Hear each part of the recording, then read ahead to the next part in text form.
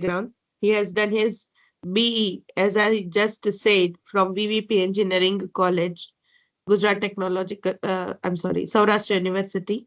He has done his M.Tech in Communication Engineering from Nirma Institute of Technology. Then he has done his MBA in Marketing from Bhavnagar University. He has published many research papers in management and policy journals. He has served as academic associate at IIM Ahmedabad in the business policy area. He has been a former assistant professor of management, contributing to the curriculum design and faculty mentoring.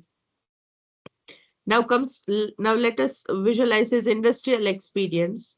For more than 7+ years, he has been with the semiconductor industry, specializing in testing, validation, and design methodologies.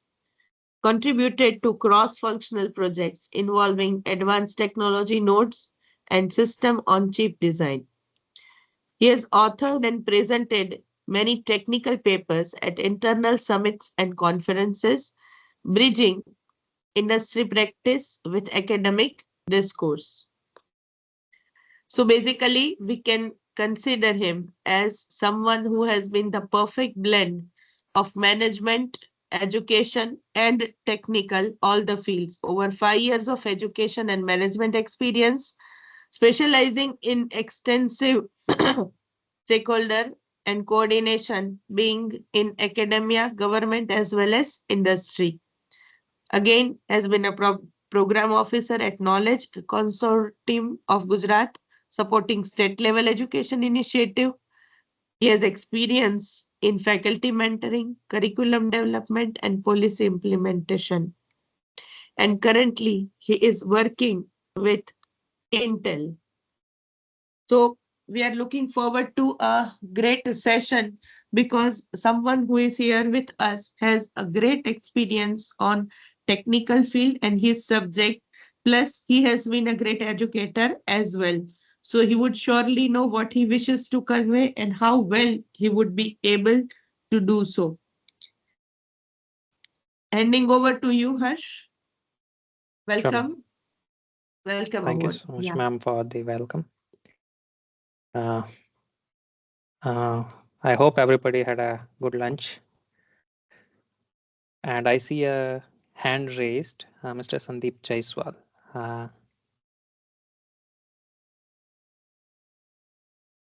So before going there, yeah, Mr. Sandeep Jaiswal, you can go ahead.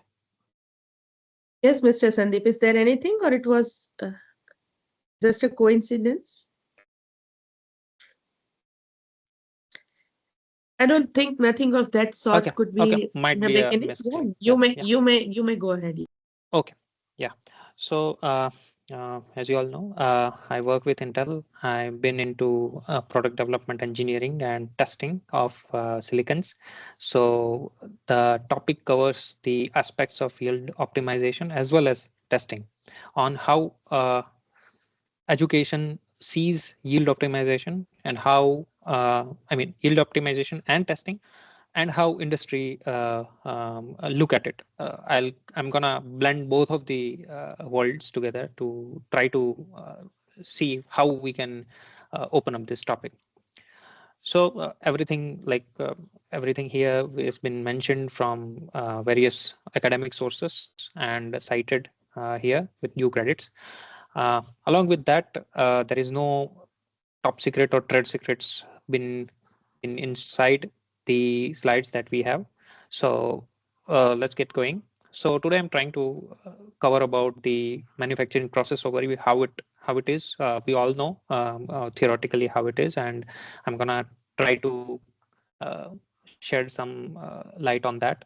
After that, I'm gonna talk about yield. How is it a perspective on in terms of what actually it is, how we optimize it, how the analysis models work, and how those models and methods comes with the era of AI and ML. After that, I'm going to briefly talk about manufacturing testing, and then we can open up the house for the question and answer. So starting with the manufacturing process overview, let me pull out my laser pointer. Yeah. So as we all know, after um, sand comes from silica, so that's how the silicon as an element name came. Silicon comes with the wafer. There is a very large cylindrical uh, shape that has been created. After that, all the processes of cleaning, then photomasking, how oxide growth is gonna work, then how we apply polymask on that, what is metal deposition there, how we gonna do wafer probing, then we go into inspection and measurement. After this stage, as took out here, the vapor probe and sort testing means we check the functionalities of individual dices. Then we sort it out which die as in which silicon is performing well, which silicon is not performing well. That's the rejection starts from that stage itself. After that, we package them. Then we do a final functional testing. And after that final functional testing, it goes to burn-in. Burn-in as in literally the word says we give extreme amount of heat and temperature so that we can find out which individual silicons and units which are there in the whole lot, how many of them survives that burn-in testing. Now coming on to the yield side of it, there is a perspective on the foundry, because yield is closely associated from the foundry side of it. One research says that we have 1 year of analysis data here from Q1 2024 to Q2 2025. How much share each and every foundry, leading foundries, has in terms of the market share, and how much revenue they are making out of that yield. So if you see from the starting of the Q1 2024, TSMC was the leading one, being the 63%, and all other foundries like Samsung, SMIC, UMC, Global Foundries, and others. Here, interestingly, Intel Foundry is not mentioned because Intel Foundry came a little later. But as you can see, over the period of 1 year and one more quarter, the foundry revenue is increasing. Like for TSMC, it is consistently increasing. So what I'm trying to convey here is yield gives us the edge over the competitors. Yield gives us the revenue that goes into million, because any foundry will always go for HVM side of it. HVM means high volume manufacturing. So it's the silicons that they are manufacturing, how much good they can maintain that out of the rejection ones, how much fine quality they can give in the yield, makes them the almost a larger revenue share across the other foundries. So yield plays a very big role there. Well, while we talk about raising the yield, getting a good yield, it's not an easy task. Period. No other discussion about it. It's very difficult. Why? Because on the one side, for keeping a consistent good yield, we need to have the expensive technology, not processing. Like right now we are talking about 5 nanometer, 4 nanometer, 3 nanometer, 2 nanometer, and even 1 nanometer people are talking about. So that is one which comes with a very heavy expense at the cost part of it. And on the other side, you need to have the customers who can buy your silicon from your foundry, and you should be promising on the organization side that you should be promising that, okay, we have very good yield over here. So that is a very difficult task. How Intel mitigates this risk on bad parts, because if you increase your bad parts means your yield is getting low. Out of 100 good silicons and out of 100 total silicons, if your good silicons are only 50, then there is a problem. It's not a good sign, I would say. So how Intel does it is like we have rigorous testing and record keeping for each batch of the silicons that we produce. Very thorough testing is happening. Very much stress testing methodologies are happened. That is been recorded every stage of the testing. So whenever there is a change is observed, like your machine settings, which machine you are using, which tester you are using, which material is behaving which way, what is the characterization happening. So all kind of such parameters we keep their identity records with each unique number so that we can mitigate that risk that we should not have, low yield. We can always backtrace to the records starts from the vapor sorting, vapor probing, and then till the functional testing. Now, yield is influenced. Why we have low yield sometimes? There are so many reasons, but largely either there is design margin issue, there is a room of error while designing the product, either there is a contamination while producing it, either there is a problem on process side of it, which steps are followed while using one particular nanometer process technology node. And lastly, fourth one, if your machines or testers are working properly or not. This kind of parameters influences the yield in a big way. Sooner you find the bad yield issue, earlier you get out of it. Now, how do we optimize it? There are some KPIs, key performance indicators, which are to be looked at while thinking about optimizing the yield, like how efficient your production is, what is your defect density, what is your asset utilization, whatever testers you are using, how fine or how rigorously you are utilizing them, what is your process duration, what is your start of the design, from design to the silicon, how much time you consume while doing that, then how much reliable your delivery of your good silicons, that after you give it to your customer, they'll always perform as per the expectation. Now, as we are evolving from the older technology nodes to the newer and lower technology nodes, there are tools which has been upgraded as well for that. For example, extreme ultraviolet lithography. Earlier it used to be ultraviolet lithography, which could support certain technology nodes. After that, we needed more transistors into one area, 1 square centimeter of area.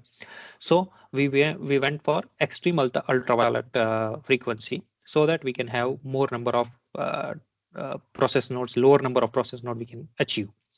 So what happened is that designing has enabled the 3D stacking of the chips. Why? How it helps is it gives better performance, less total drawing power (TDP), and smaller footprints over the area. So that has enabled the chips to get good yield, also along with the better performance, because that is always a trade-off. You get performance, sometimes performance related issues, either you need to compromise with the yield. So that optimization takes a lot of time for every organization who has their fab with them and who has this silicons dealing with them. There is always a trade-off. Whether you want to meet the yield target or you want to meet the performance target. Then comes the modeling. So if we think about past, then it dates back to 1960s timeframe and then evolved from the basics to the big data and machine learning models till now. So if you look at the table, from late 1960s to 1970s, there were basic statistical models which were focused on yield losses and defect analysis, how you can improve your yield loss, how you can find out your defects. Later on, there was more sophisticated models coming up, like Poisson model distribution, where you can find your yield prediction. You can predict your yield using your defects per unit area, how much defects you are looking at every silicon. In the 80s and 90s, CAD, computer-aided design tools were introduced, where we can simulate the manufacturing process and find out whether there will be a potential defects on yield part of it or not. 90s and 2000s, there were process controls were coming, and integration with the manufacturing data collection happened automatically. So that evolved till now what we see as a big data and machine learning model. Behind that, there is a history of methods and models which came to here. Now there are some analysis methods where you can find out your yield. There are like line yield, die yield, Pareto yield, functional, parametric, wafer sorting, how you can define your defects in your yield, like fishbone diagrams, scatter plots, regression analysis, fault tree analysis are one of the are few of the methods that I have listed down. They are not limited to what listed here. There may be more number of analysis method. Depends upon each and every case to case how it has been approached. So starting with the line yield, there were two formulas which were given by two mathematicians, Cunningham and Horton, where the line yield gives us the number of wafer which is completing in one of the node process to the number of wafers entering the total process, and you get the percentage out of it when you multiply it with 100. Also, if you see, line yield comes from actual outputs minus expected outputs versus actual inputs minus expected inputs, and you get a percentage out of it. So what you have is change from normal out rate gives us the variation in the wafers out rate. Wafer start rate is number of wafers entering the process. Change from normal start rate is giving you the variation in wafer start rate. Wafer start, wafer entering the process, all are basically total number of wafers which we want to give a line yield out of it. Also, line yield has processed wafers minus scrap wafers to the unprocessed wafers, and we have the percentage of it. That is Horton's formula suggests that, where processed wafers are number of wafers completing the process. Scrap wafers means either they are scrapped or reworked with the different SKU, and unprocessed wafer means total number of wafers. So it's just a theoretical method where you can find out your analysis, how much loss you're gonna occur. Same goes with the die yield. It is also known as wafer sort yield, probe yield, or chip yield. There are many nomenclatures been found. So what happens is that individual silicon is tested via probing the separate functional and non-functional die. Earlier, there was wafer sort stage in terms of manufacturing process. There is this functional testing, and functional dies and non-functional dies are separated out. After that, you find out the overall yield, like how much your die yield percentage, and you remove out of that. This is total die to after minus functional and minus parametric losses. So this way, functional yield loss can be, like chips are faulty and cannot perform their intended function. Why it happens is sometimes during manufacturing or even transfer of the silicons, you sometimes get scratched. Either they are contaminated or there are other functional failures which you cannot solve with the particular stepping. Then you need to go for the another stepping. Means you need to rework that functional failures, and then you come up with the newer silicon of it. Parametric yield loss. That chips, those are the same chips that can pass, but not well enough to meet your spec. So that are also one of the a corner case where you can see such cases, while responsibility factors for that are whether they are performing at lower frequency, not POR frequency. The speed of that part is slow, because there are also different aspects in terms of skew and the one value where they can perform at particular frequency and speed, but those parametric yield loss silicons are having low speed, and then there are other parametric failures as well. So that is one parametric and functional yield loss is about. Wafer sort yield. It simply is the ratio of how many wafers you're passing the test out of total wafers. How do we call that wafers are passing the test? Means they are meeting the electrical test specs. It should be working at one particular voltage, one particular frequency. Total wafers is all the lot, all the batch who are going inside the testing. And then comes the parametric yield, who are passing the parametric test versus total ones. So parametric test also includes the current or frequency along with the voltages. So if some part is not, some part is designed as for, say for example, 3 gigahertz of frequency, but it is not performing based on this yield loss.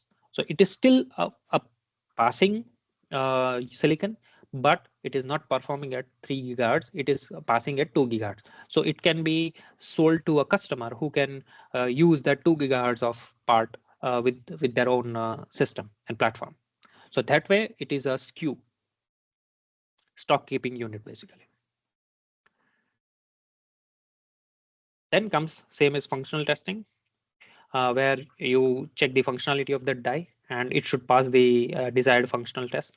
And to that, how much total number of silicons are getting tested.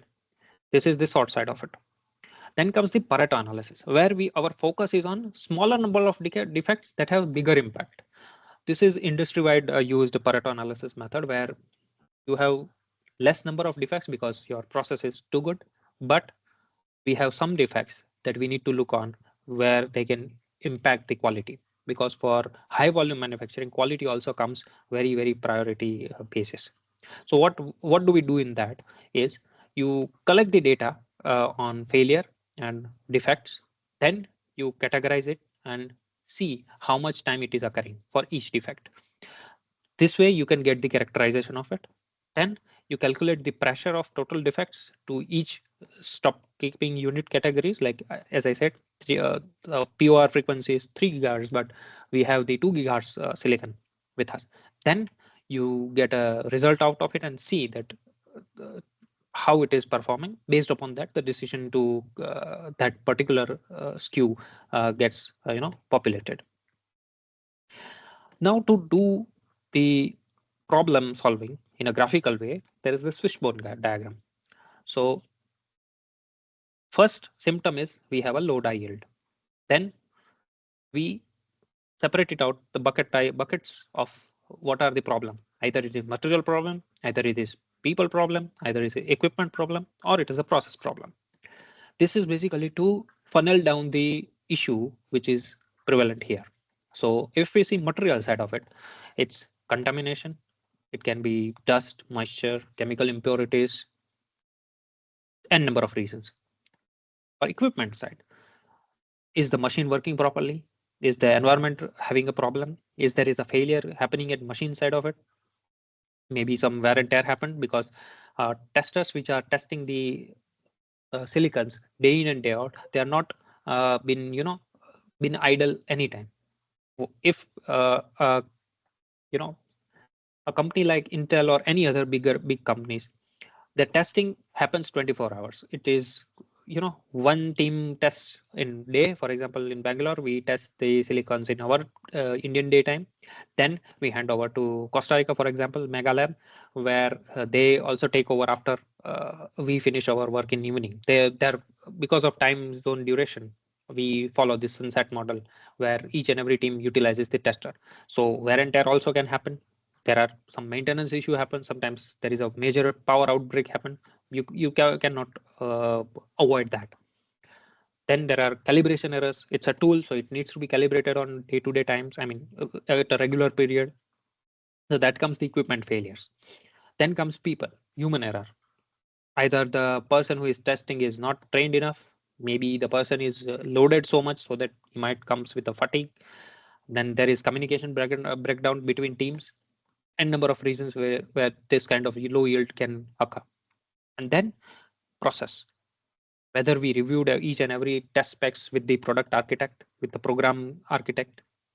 Then there are checklists, then there are documents, white papers, which we can always refer to find out what causes the low yield. So this is more of a graphical way of solving the problem of low yield. Scatter plot analysis. To see how two variables behave. Classic example is SHMO, voltage versus frequency. I'm sorry. So if you see, this is a graphical representation of a wafer, where green colors are the wafers who are passing, and the blue ones are the ones which are showing us some kind of failures. So at sort testing, this kind of wafer view is also present, where you can find out which unit or which silicon is behaving properly. Regression. There are two types of regression that has been used widely, linear and multiple linear. Why it is used? For predicting the outcomes first. Second is to identify the factors, what is affecting the process, and then optimize the parameters for improved performance. This is kind of a widely used practice. Fault tree analysis. It is also a top-down approach for failures and areas of improvement, where we can segregate out from low yield to what actually caused the problem. Sometimes material defects comes with the material quality as well. Your substrate is not good. Sometimes it's handling error while transporting silicon from, for example, from Costa Rica to Bangalore.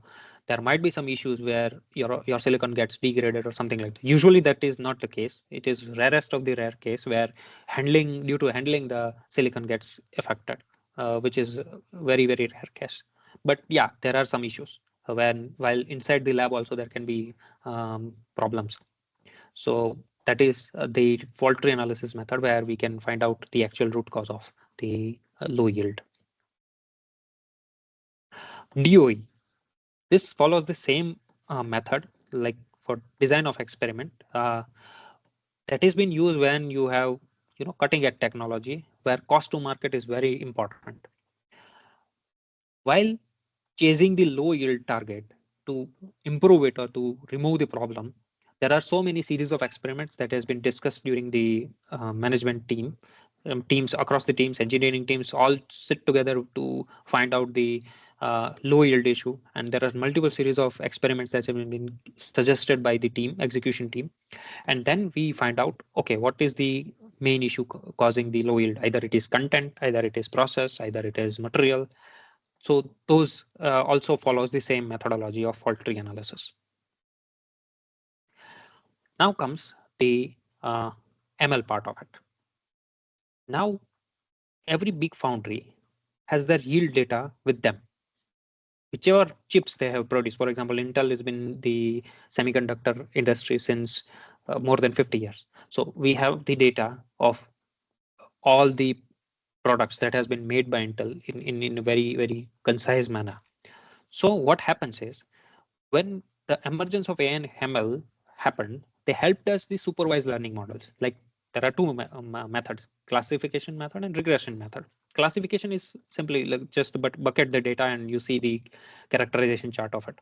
And then comes the regression methods, where you want to find the particular specific value of your silicon's performance, which also dates back to academics of 1997 timeframes.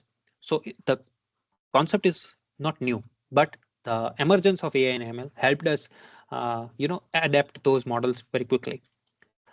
And those methods gives us the prediction of the yield that, okay, you have this parameters with you. From our analysis, you can have this much of yield. Why it's been chased behind? Because the motivation to predict the yield is, first thing is you get your better profit optimization and the leverage of the increased processing capacity, which is been done by computing performance. Earlier, it used to be computing performance was not at par. Now we have the advanced technology nodes along with the graphics GPUs and all emergence of GPUs since last decade, which helped us computing more and more data in very fast manner. So that has helped us in predicting the yield, which can help us. So how we use AI at Intel for yield analysis? So we have three approaches. This is the only three are not, among these three largely it's been used, but this is not limited to what has been listed. So first is we have advanced machine learning and deep learning algorithms been developed for issue detection, clustering, classification, data gathering, and in the future root cause analysis as well.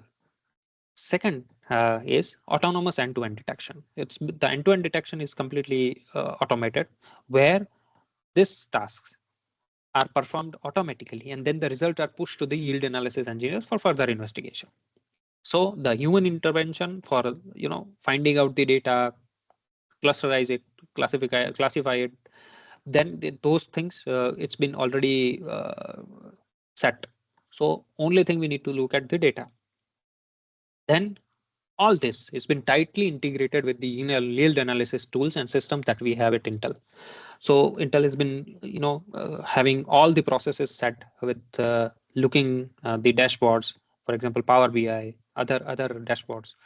We have every big company follows this dashboard model where they can find out what is the root cause of it, because at the end it's the better classified data which been gathered and been shown in a good way. So what we benefit out of it is, if we apply manual analysis, we have a limited scale. At AI, it's highly scalable. Every wafer and every lot is analyzed, and every data has been pushed as well. It's been written down. Every if I need to give an analogy, it's been like every silicon has its horoscope written down. So we can find out each and every silicon's horoscope, and we can find out what was the issue with it or how well it performed. When it was done manually, it was limited to a single gross failure area where we can find out on one wafer that, okay, this wafer has this much dyes which are sorry. Okay. So it was earlier limited to single gross functional failures area where you can find out and document, okay, in this lot this wafer is having gross failures. Now this can be also using AI. We trained that model and we can find the single wafer also has the multiple gross failures area. So manual versus AI helps there. And then quality of issue identification. It is variable to engineer's experience, bias, how much well aware of the person who is analyzing this yield related issues. Whereas on AI, once we train them, it keeps getting trained according to new data, and it can be consistent in giving their results. So that has helped the yield analysis very efficient in terms of when it comes about Intel. So how do we do it? So this is 2021 model where we have a framework of transactional data repository. At factory, whatever silicons are tested, it has a data. It has been saved in a repository. Then we have a Kubernetes cluster with.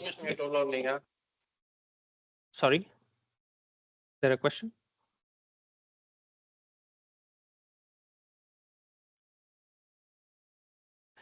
Okay, so what we do is we have a Intel Xeon processor who supports the Kubernetes cluster of data retraining.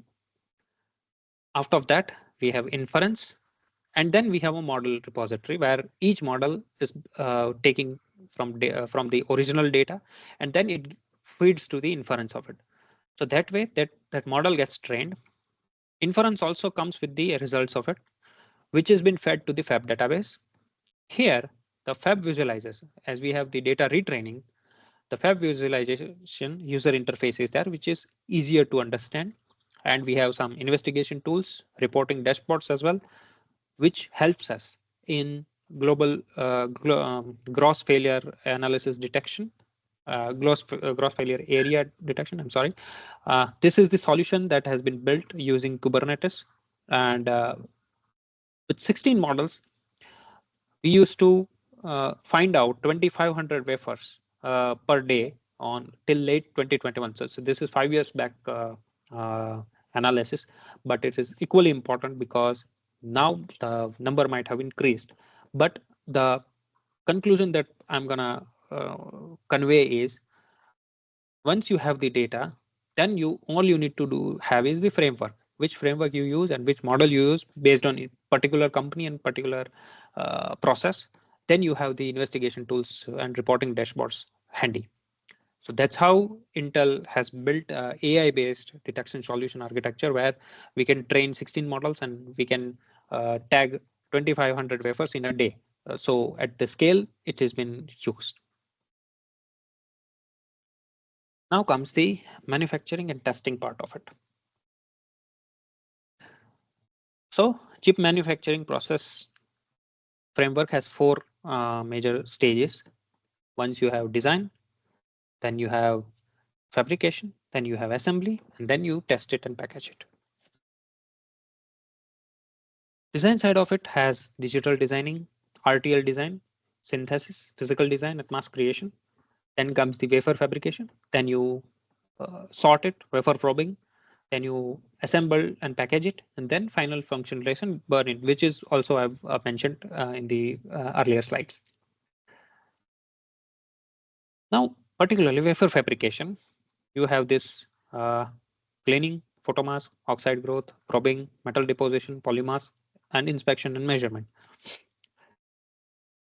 After fabrication, what we do is wafer probe or sort.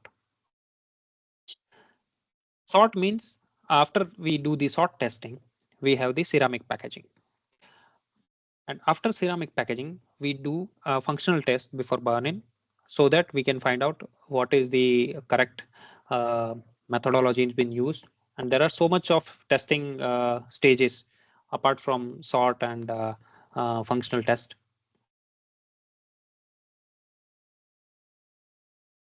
So after sort, we use after packaging, we do the package testing as well. After package testing, we do platform testing as well. Then comes the power and performance testing. So much of stages of testing just to achieve one particular uh, target, as in better performance, better yield.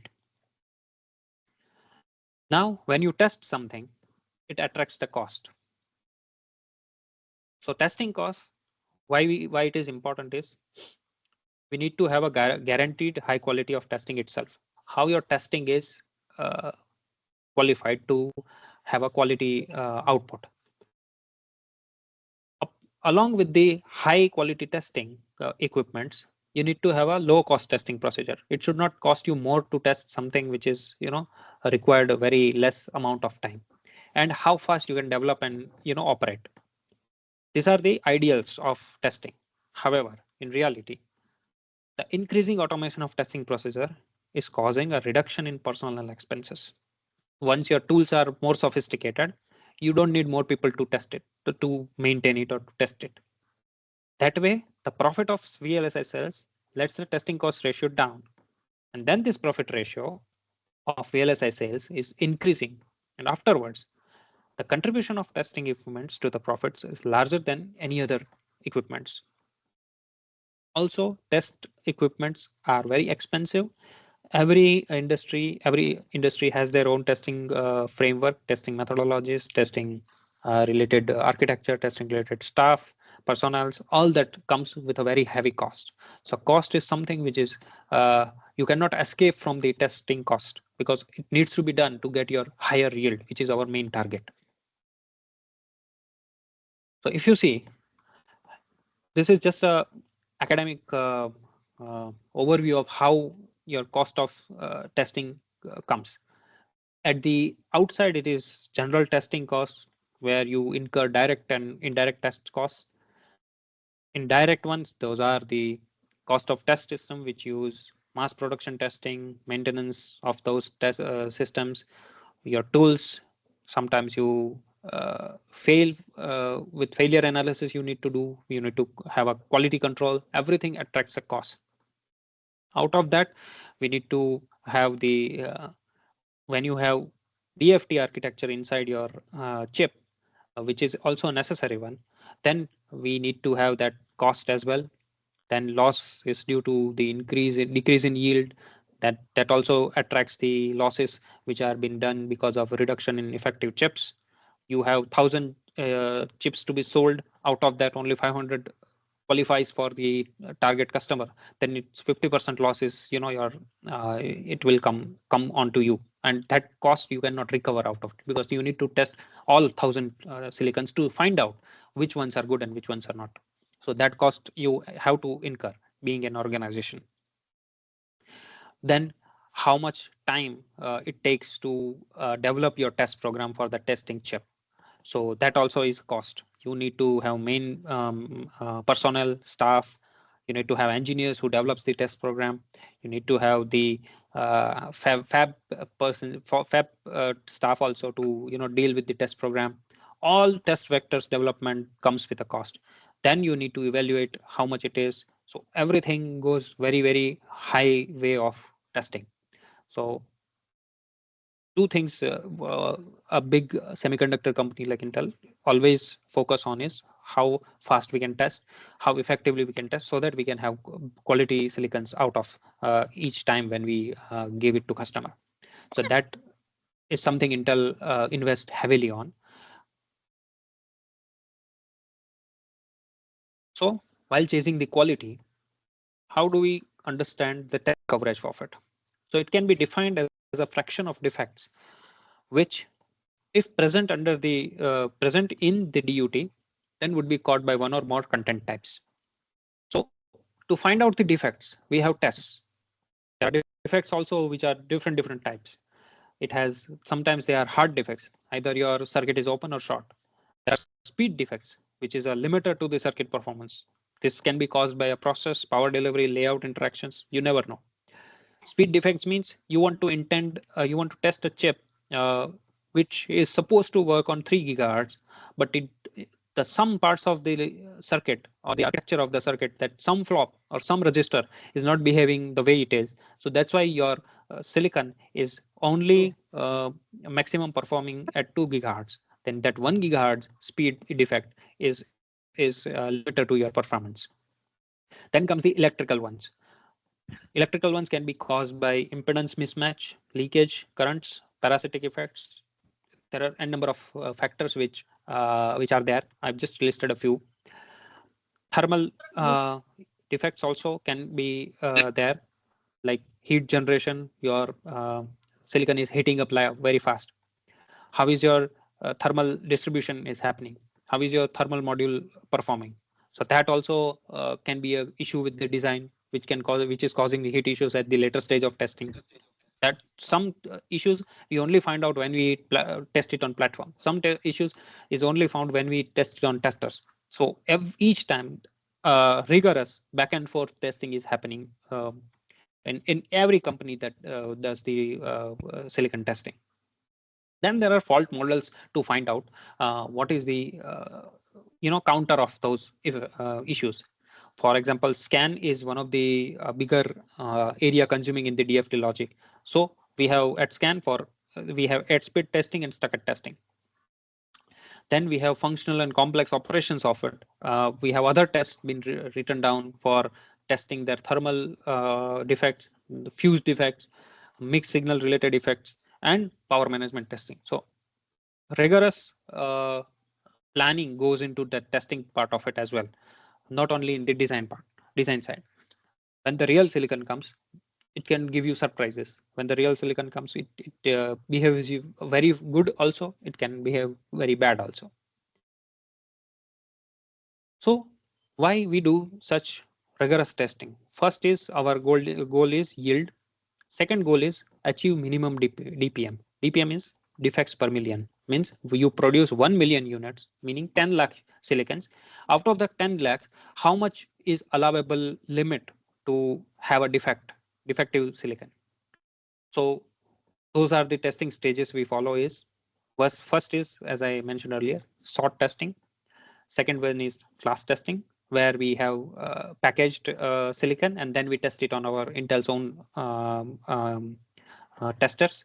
Then we have system-based testing, meaning platform. The full motherboard is getting tested, and those are test contents which are also developed for the same.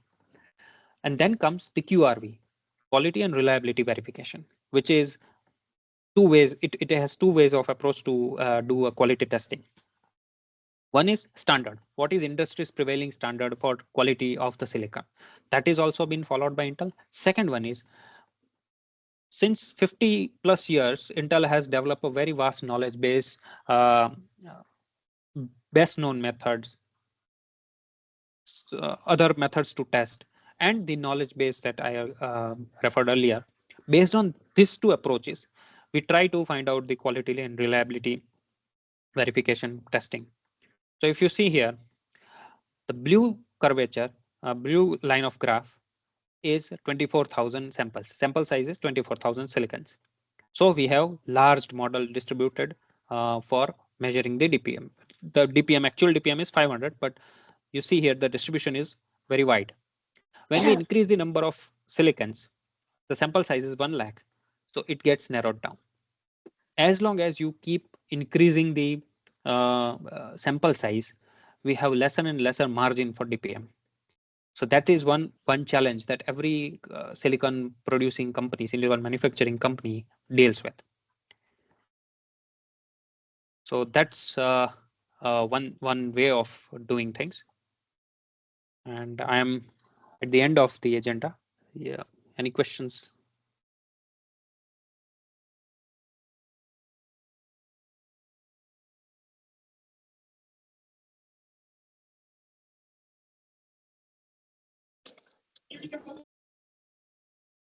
I hope I was not too fast.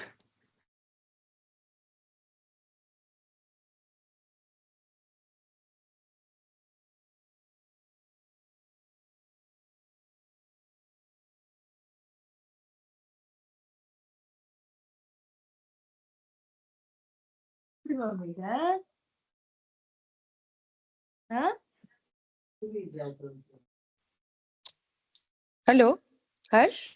Yeah, ma'am. I think. Can you elaborate a little more because the next session is around 3:30. Uh-huh. Okay, and Okay, we can have a discussion on any of the doubts that participant has. yeah, if there are doubts, you may ask. But if nobody has any doubts, I would suggest you to take up with certain things, or you may recall or give a brief recap as well, right? Yeah, sure. Okay. Sure. Yeah. First, be open for the questions. Yes, any participants has any of the questions, you may please ask.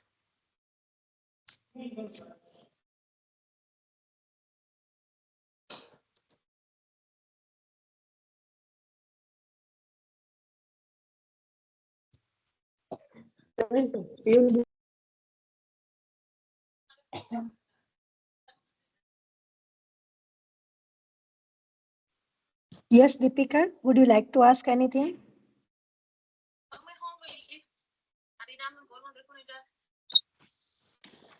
Oh, okay. I'll quickly recap the main points that we discussed. I'll reshare my screen again. And Harsh, just in case you may have something else different relevant to the topic, you may share that new thing as well. Okay, it's not that you may only recap the session, right? Whatever, I leave it up to you. Okay. Yeah. So yeah, everybody might have observed the references that I have mentioned in each and every lines of the slides. So those are referring back to the material that I have observed.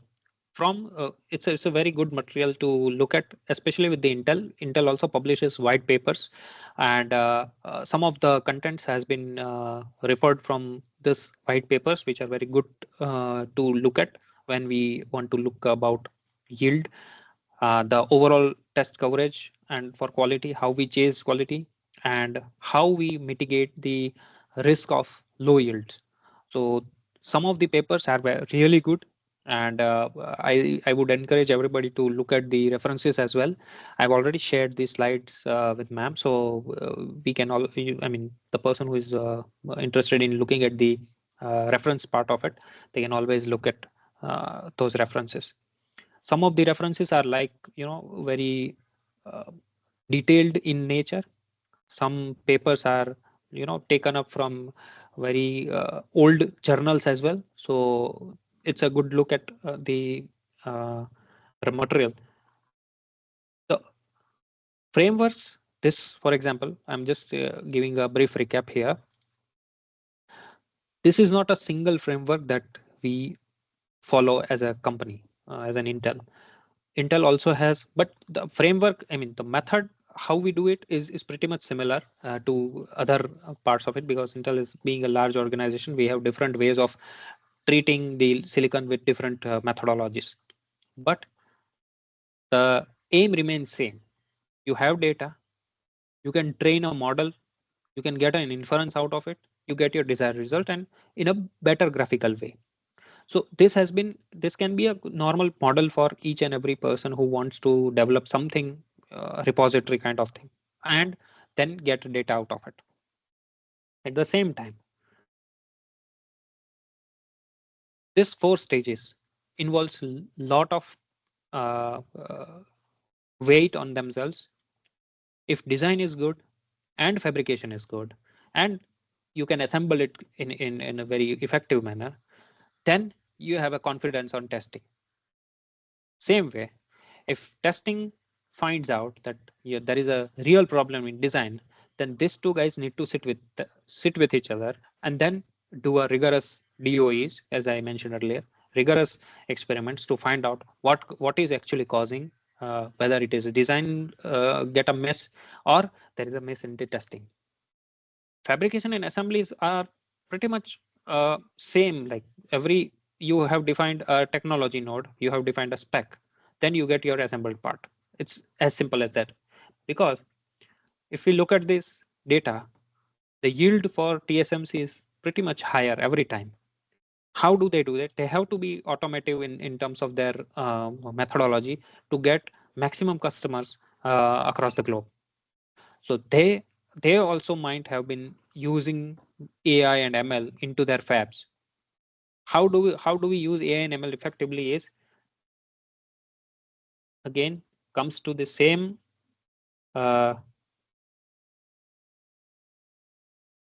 area of this. You have a good repository of it. So the real data always prevails. How you do with the data and how you train your model, how you get inference out of it, that is the key. The one who gets the faster, they can get ahead of the game. So that's how AI and ML plays a very good role in terms of processing the data, playing with the data, and get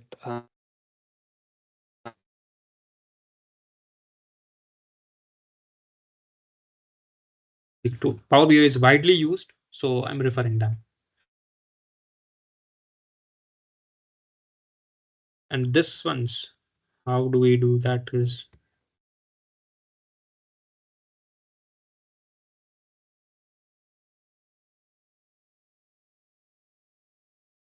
this testing also is very much helpful in terms of finding out the correct performing. Hello, I'm audible, right? Yes, sir. Yeah, okay. Yes, sir, you are audible. Yeah, okay. So as I mentioned earlier, rigorous testing helps solving the issues at home, I would say, rather than getting parts back from the customer that, okay, you gave us a good part, but it is not performing well. How can this be happen? They might not be knowing our process. They might not be knowing how much rigorous testing will do. They'll just come up with the silicon that, okay, boss, this silicon is not working. Now figure out. Then comes the again rigorous QRV, SBT, system-based testing, then class. What is missed? What was the issue? That's how a silicon performs. And Intel, being in this industry for closely for 50 plus years, has been having the knowledge base that has helped Intel keeping their yield targets very high. We have industry standards been defined, but Intel also is a front runner in defining those standards. So that way it has a edge over the other players, where we have a very good knowledge base with which we can test the chips faster. And now AI and ML help us in those same functions to do in an automated way.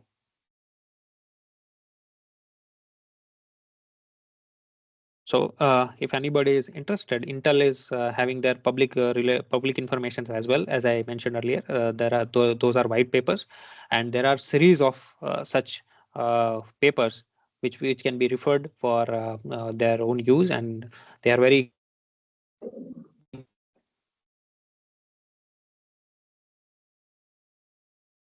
good repository of those papers. Yeah, so that's what I wanted to cover as part of a recap. It's not exactly a recap, but it's just the real world problem sharing that. Yeah.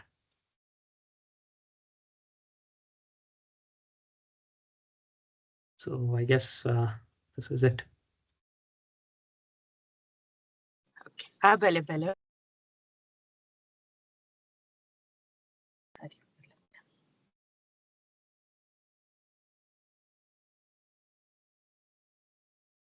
Is anyone having any queries?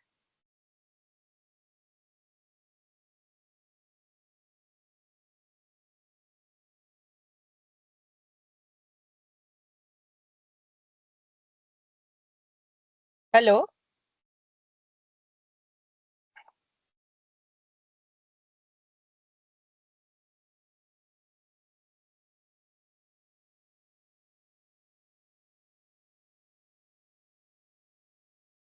Yes.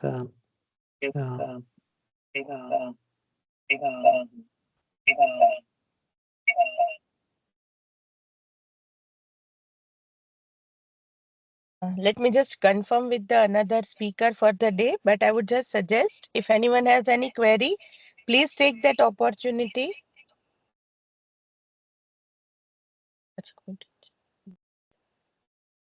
Please take this opportunity to sort it out, because what we are learning from these experts, it is rare thing. They are rarely available to share all this with us. If you have genuine queries, you may please ask.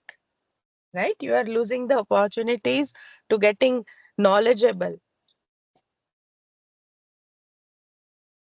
And even if there are questions afterwards also, anyone can reach out to me, ma'ams. They'll pass it on to me and I'll try to answer that queries.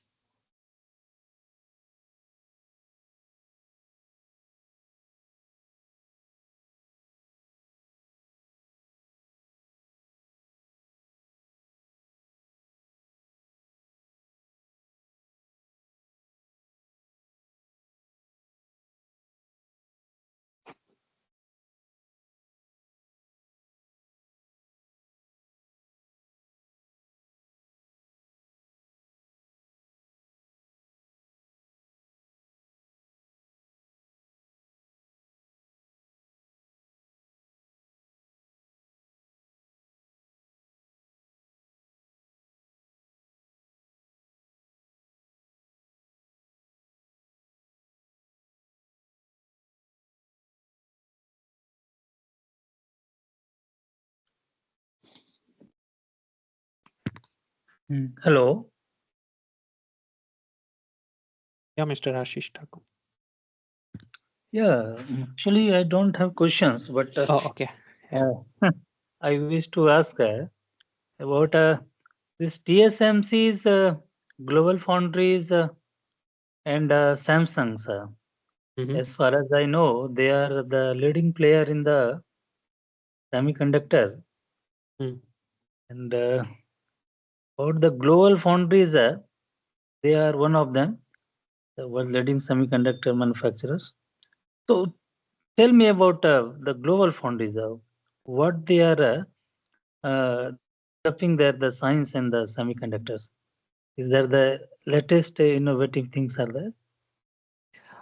As far as the leading foundries, I think TSMC is more prominent across the globe, being the having the more number of customers with them. I know. Yes, yes.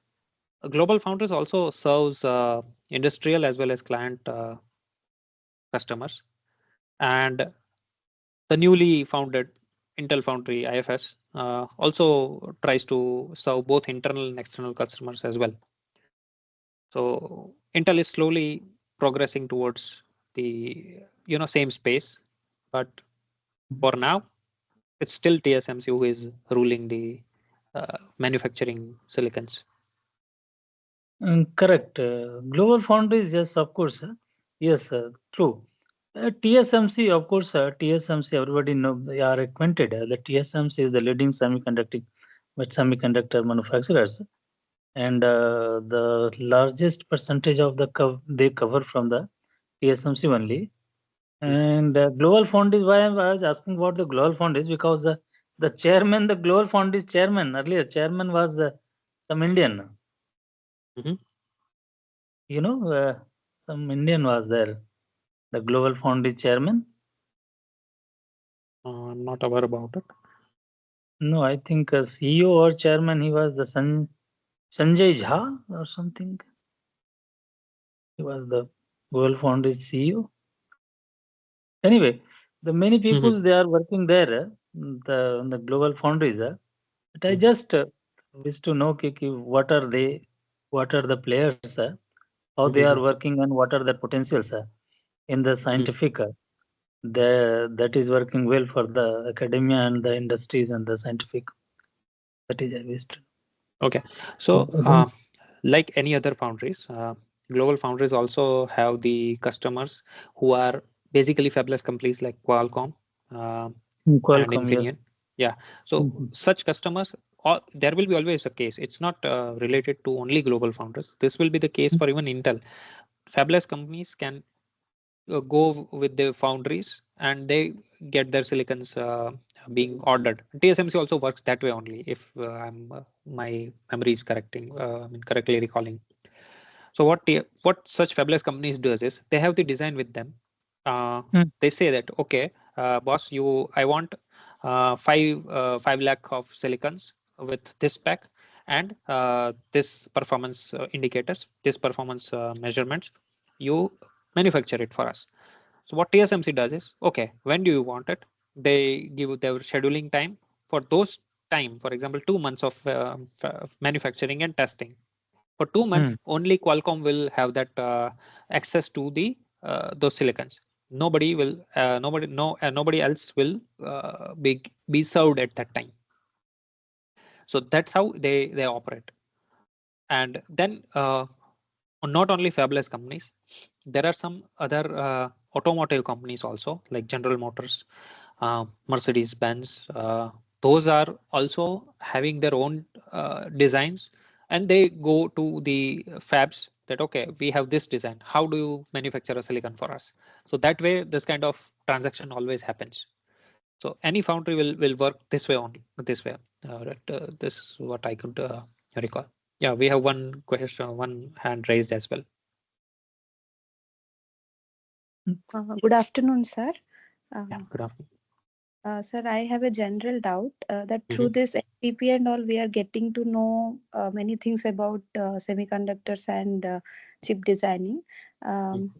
My doubt is there any possibility that the persons from academia or faculty can get an opportunity to visit Intel or to get an exposure, kind of industrial exposure for a week or two like that?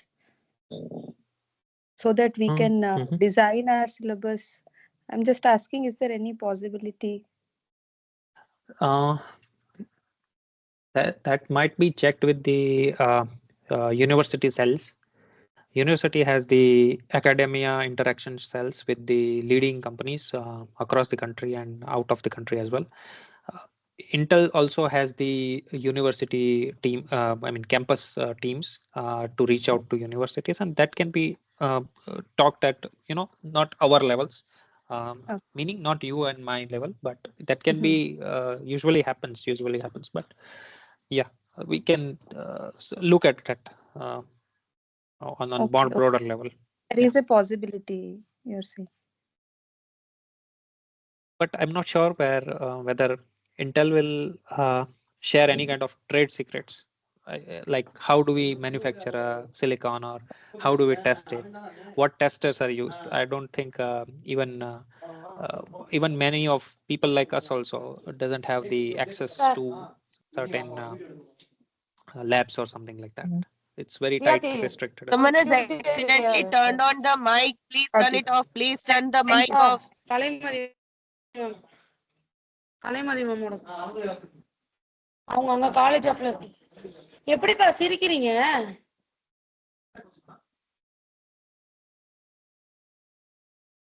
Yeah, so as I was saying, every company has their own access restrictions, but there is always a team of campus interaction cells which invites university students, university professors, but that can be arranged at the more above levels, I would say. Got it, sir. Thank you. Thank you, sir. Yeah, thank you.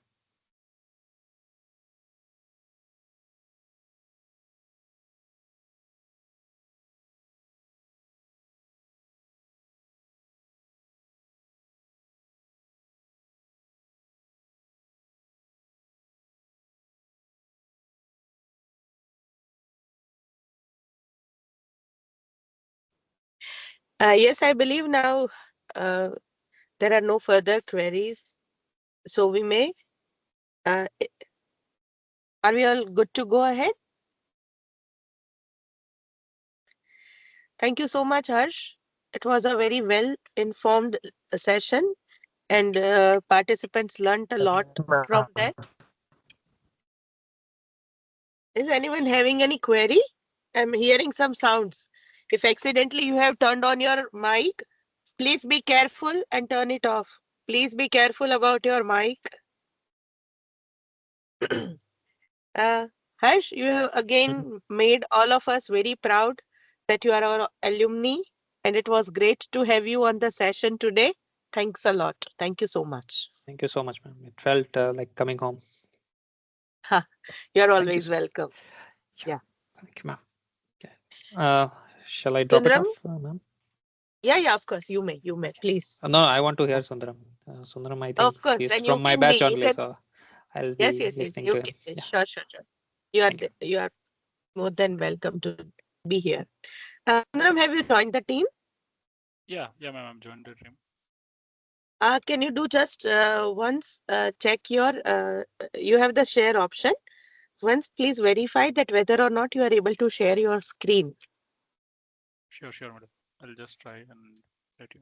Yeah, once you do that, I'll formally introduce you and we'll begin the session.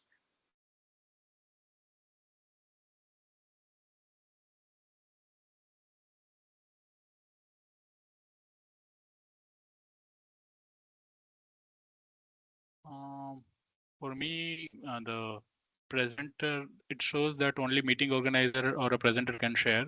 It looks to, okay, now it's enabled. Yeah.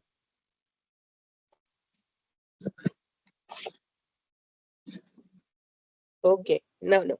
The- It's visible. You are able to share, right? Yes, I'm able to share. Just try it once and then, yeah. It's visible, Sundaram. It's visible, Your right? first slide Yeah. is visible. Yeah. Okay. Okay, dear participants, we have with us our presenter for the second session, who's also our we are proud to have our another alumni today as the conducting person for the session 2. A very warm good afternoon to one and all, and Sundaram to you as well. It's my pleasure to introduce him. He's our 2009 batch alumni. So he did his B.Tech from Gujarat Technological University. He's currently serving as a senior staff manager at Qualcomm India Private Limited, currently posted at Bangalore. Sundaram leads the DDR memory subsystem verification team. He's driving innovation and ensuring robust design validation in one of the most critical areas of semiconductor technology. With the impressive 15 years of industrial experience, Sundaram has worn multiple technical leadership hats. Prior to his current role in verification, he has successfully led the SOC of FPGA emulation team, where he played the key role in accelerating the design cycles and enabling the complex system level validation. We are all welcoming you today. And as far as today's topic is concerned, Sundaram is going to enlighten us on the semiconductor industry ecosystem. This session is kind of a wrap up of all the things that we have been learning from the day one up to today. Sundaram, I'm handing over to you the session and you are most welcome. Welcome aboard, Sundaram. Sure. Thank you, madam. Thanks for a nice introduction. Yeah, hi, one and all. Good afternoon. I hope everybody is able to see my screen. Yep. Okay. Yes, it is visible. Yeah, so I will be kind of going over the current landscape for the semiconductor industry and what are different players, what are the current trends, and overall how global supply chains are going around it. What are the so mostly around the different parties that play a role. What are the places where this niche work that has been happening over, and what is basically a currently the role at which India or a Gujarat ecosystem that basically play a crucial part. So kindly brief up taking over all these points and just basically trying to basically show that these are the places where we can play a key role going further if you come into industry, and what are the areas you will get exposed to there, okay, and what are the current trends that is happening over there. Okay, so I have basically divided my presentation in below points. So first I'll catch up upon semiconductor ecosystem, then I'll basically go over what are the different modes of the semiconductor companies that work, whether it's foundries or IDMs. Then currently, what are the global supply chain? What are the various stakeholders are there? Plus, how the geopolitics is playing around. Those things also I'll be covering up. Currently, once after global pandemic, there are a couple of disruption happening with AI coming in play. There are shortages with chip. Then the politics playing around, and what are different metrics which we need to know and which we should be aware while choosing our career, or let's say in how and which industries are currently where this basically things are making an impact. Those we will be covering. Later on that we'll be covering how India is currently mapped to this scheme of things, where what is the advantage and what is basically at India currently we can looking into it. And last I'll touch upon how Gujarat ecosystem is basically currently trying to get into the things of a scheme of things, and what are different aspects of that. And then later on we'll take a questions and we'll try to answer the queries. Okay, so what is typically the ecosystem? So ecosystem, how we can define is, it is kind of a network. So when say network which is interconnected, so this is basically like any other ecosystem. This is a semiconductor system which is divided in a, let's say there are multiple things which are making this particular network. So whether it's a design engineering, or you will have a manufacturing, or you will have a supply chain of materials and all. Then one of the most important aspect is how to find a talent scouting. Then all these things basically work together if you have a stable system or a policy framework by government and all. So this is typically how the modern electronics, any of the ecosystem will be. And so what I am basically showing here is the base level for this particular ecosystem. Always basically so semiconductor means if you want to manufacture any chip or manufacturing any of the chip and doing the package, and also first major part of a thing is kind of you have to look for a material suppliers. So first is basically always a material supplier from where you will basically get a silicon or material for silicon, or a rare earths, or metals which basically get used for fabricating these chips. So that will be the first thing that will play a role. Then the second basically thing is all the equipment suppliers. So equipment suppliers are the one on so kind of a lithography machines, or which are the equipment which used to build those chips. Okay, so they also basically a bottom of this particular pyramid. Then the next thing on top of the hierarchy, if we go, it is you manufacture those things. So you have a materials, you have equipments. The next thing what you need to do is you manufacturing your chips. So manufacturing chip is basically kind of that will basically touch upon foundries or IDMs going further in next slides and all. So these are basically various foundries which manufacturing chips, and how they differentiate with integrated that manufacture IDMs, that also will touch upon. Then the next part of this particular ecosystem, if we go, it is packaging and the testing. So once your chips is basically manufactured, so you have a wafer ready, then what you need to do is, first of all, you have to basically check whether these chips are worthy of a production or not. And whether they are worthy of a production or not, you check by doing the ATE testing for that. And if those worthy for production, then you can go for a next, basically adding a layer where you package those things. Otherwise, basically, if they are not worthy of a production, you should not be packaging them. So now that you'll go for a packaging. So this will be kind of a thing which is your packaging thing. Okay. So next down the up of the hierarchy is your basically the abstraction level. If you see is a design. So there is a design companies, R&D, design R&D centers are there, are divided in fabs and EDA companies. Basically, EDA companies are which basically provides you all the solution and a tool required for doing the design cycles.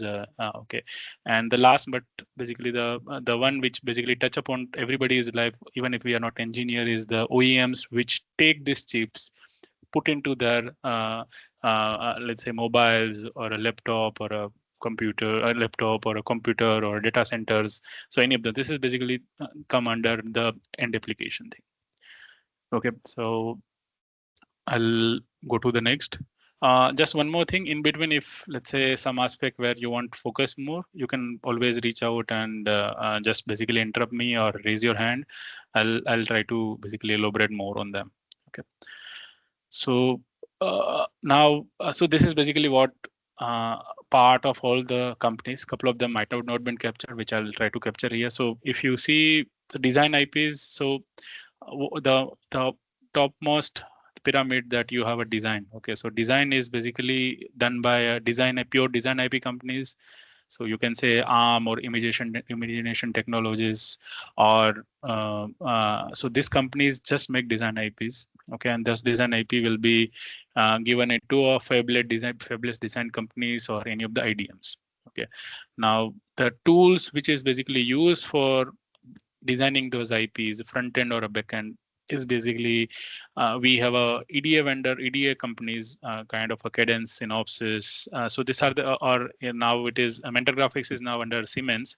So which is nothing but EDA companies which are providing a tool which basically used for various flows that in front end and back end engineering that we use it. Okay, so ARM, Imagination, even Cadence and Synopsys also play a part for some of the IP designing. So they also basically touch upon those tasks as well.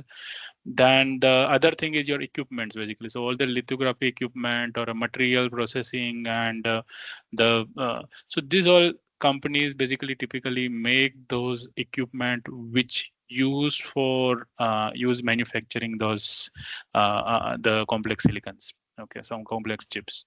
So raw material typically is provided by these all companies. These are, you very rarely hear about this, but this play a crucial role in current geopolitics environment where everybody is trying to play their importance in the supply chain, whether it's equipment companies or raw material companies. So they also play a very important part in current conversation. So then if the next layer that if we go, it's a fabrication design. So these are the name which I think everyday engineers basically who are aspired to basically go into industry will be hearing. So whether it's a Broadcom, Nvidia, Qualcomm, Marvell, Xilinx, AMD, MediaTek. These are all the companies which are fabless design companies which design their logic, and they basically make a till backend. They basically make a their metal or a metal tape, basically their metal design, and then finally it basically goes to the foundries. So these are the fabless companies. There are many other fabless companies. This is a major one this I'm covering over here, but this is basically something you will be hearing this company the most when you, let's say, basically initially try to come into semiconductor industry at a map. So then you have a foundries. I think TSMC is a well-known name. Earlier, we were not knowing that much because they were doing everything in background because of this current way the politics is going on and supply chain issues are going on. Everybody is hearing the TSMC, even whatever the local newspapers also nowadays, they are basically going about article about what this company means and what the part of world importance it is currently holding. So we have a foundries like a TSMC, Global Foundries, UMC, and China. The SMC is also the SMIC, so which is nothing but a fab, which is basically there in China. They are also kind of a very important player over here. Then you have assembly, testing, and packaging. which is really again an important part. So your Advantech and Trident and MCO Technology, these are the companies which basically provide the equipments. Once you have a silicon wafer, before hello. Yeah, any question? Hello, sorry. Okay, I'll go ahead. So these are the companies which nothing but it's provide you a testability of a chip before you go for a packaging, and they also play a kind of a huge role in this ecosystem.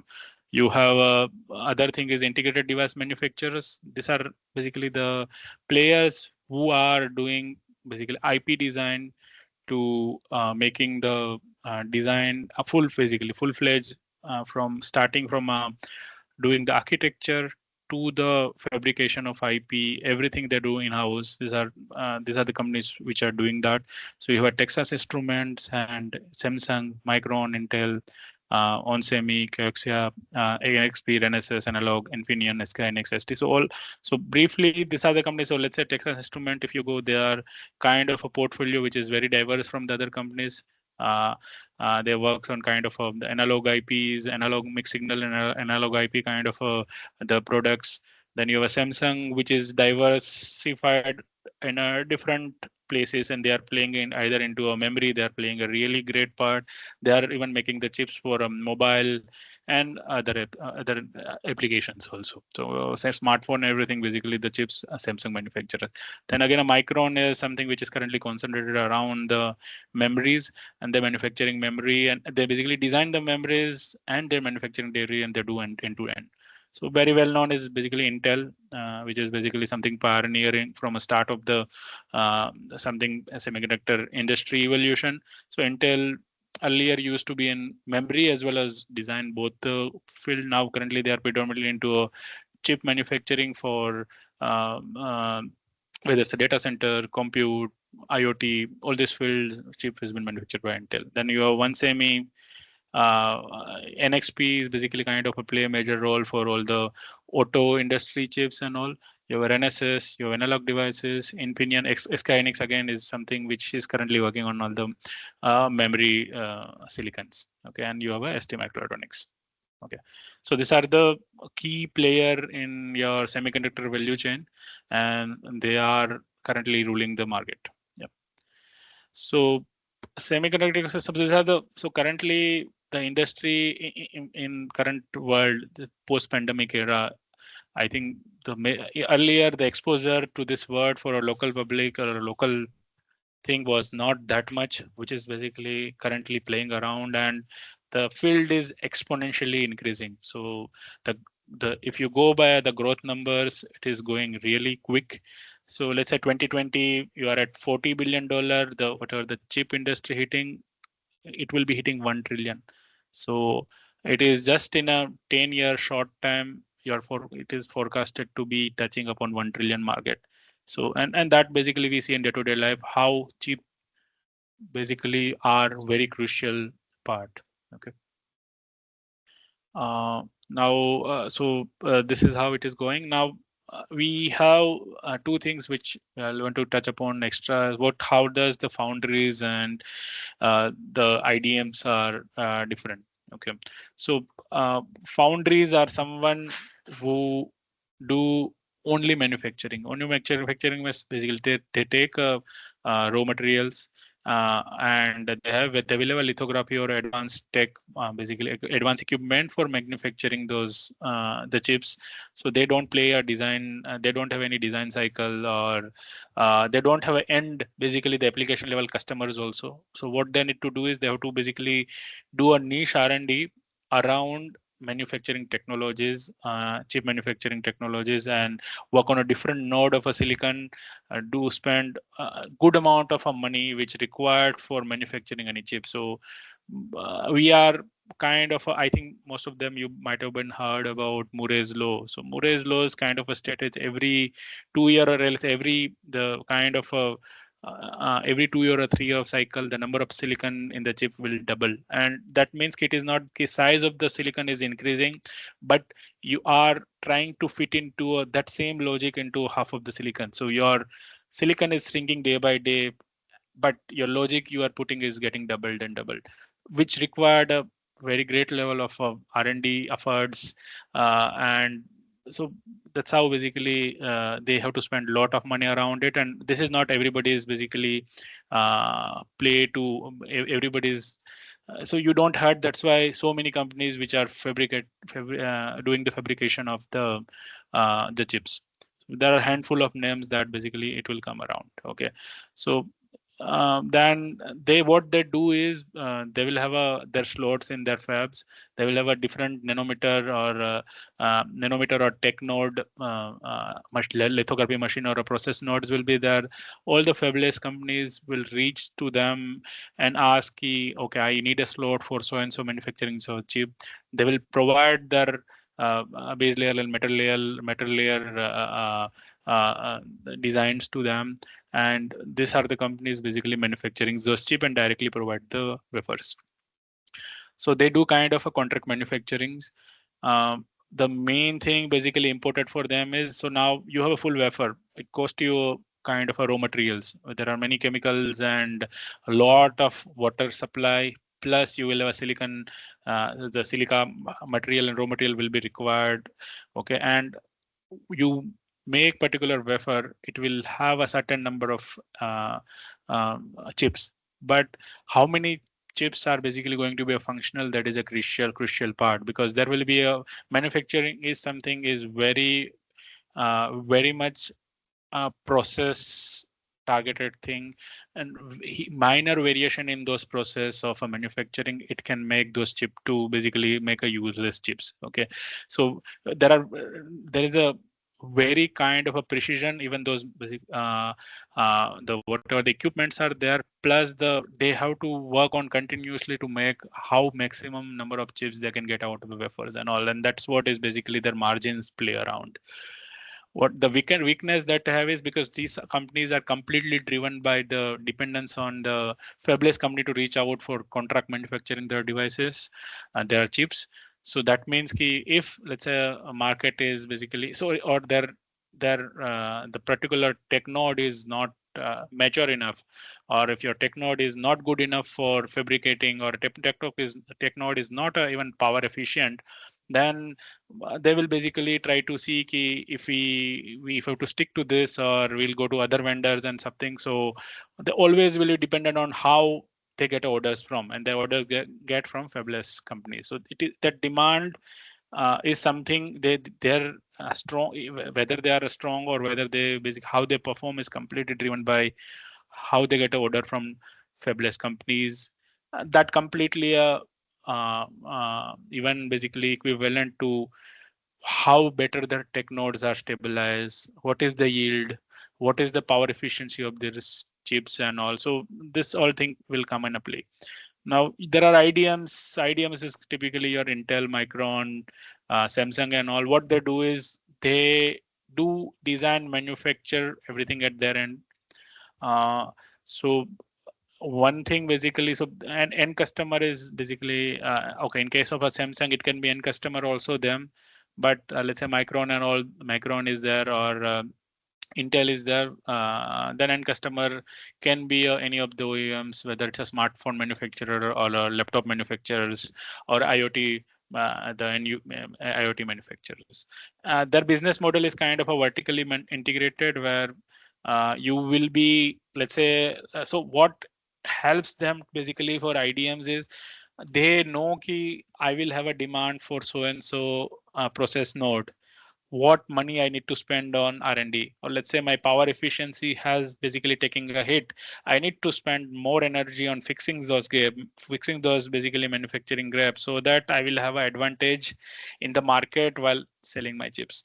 So it is completely vertically integrated. They will have a control what they want to do with that particular chip, or how they can basically play a better. So this is like if you take an example of Apple Silicon or something, where if you take in kind of they will have a silicon up there, they will have a mobile up there, they will have a software also basically when on which iPhone runs, iOS is also them. So they know their vertical integration much more. Same way, if you take the same analogy in terms of IDMs, they know what they wanted. whether they want a power efficient or they want basically they need to plan how their yields will be so that there will be no supply problem and all. So they will have a control on that mechanism. So but that's the reason they also will be there is very tight coupled system which helps them sometimes. Okay, so example is like Intel, Samsung, Texas Instruments and all. So strength is the control. One more thing, but this is something which is currently ongoing. And so let's say how you trust where you manufacturing. So your IP will be completely in-house. Here we are giving our here basically if you see a Qualcomm or Qualcomm or Nvidia and all, we have to basically provide our mask and our base level to the companies which are using them, which are basically manufacturing them. So you there will be always checks and balance in a progress so that they cannot basically do reverse engineering and all, but it's a protected world. Everybody is not sure whether how it will play. So in case of a vertical, what if you have a vertical, if you are manufacturing everything, you will have a tight control, you will have IP ownership, and you make sure okay, nothing is basically leaking. So that's how it gives a confidence to them. Okay, so that is basically one of the strengths which IDMs will usually possess. Now, in terms of a weakness, fab cost really great. Okay, so just take an example of recent thing.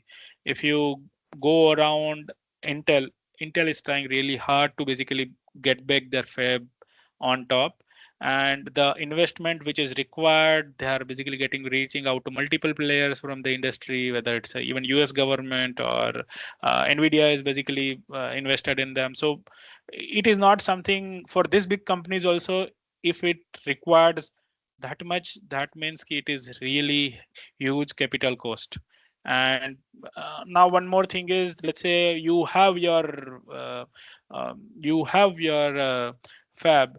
Let's say my fab is basically having some problem with respect to particular node yield. It is not really quick to basically go to some different fabrication guy and ask, can you manufacture my chips? So you will have a less flexibility in that terms, because you cannot basically get an advantage of a market where let's say some fab is having really niche tech node, or they have something where it can help really for your chip finally when it goes to your customers.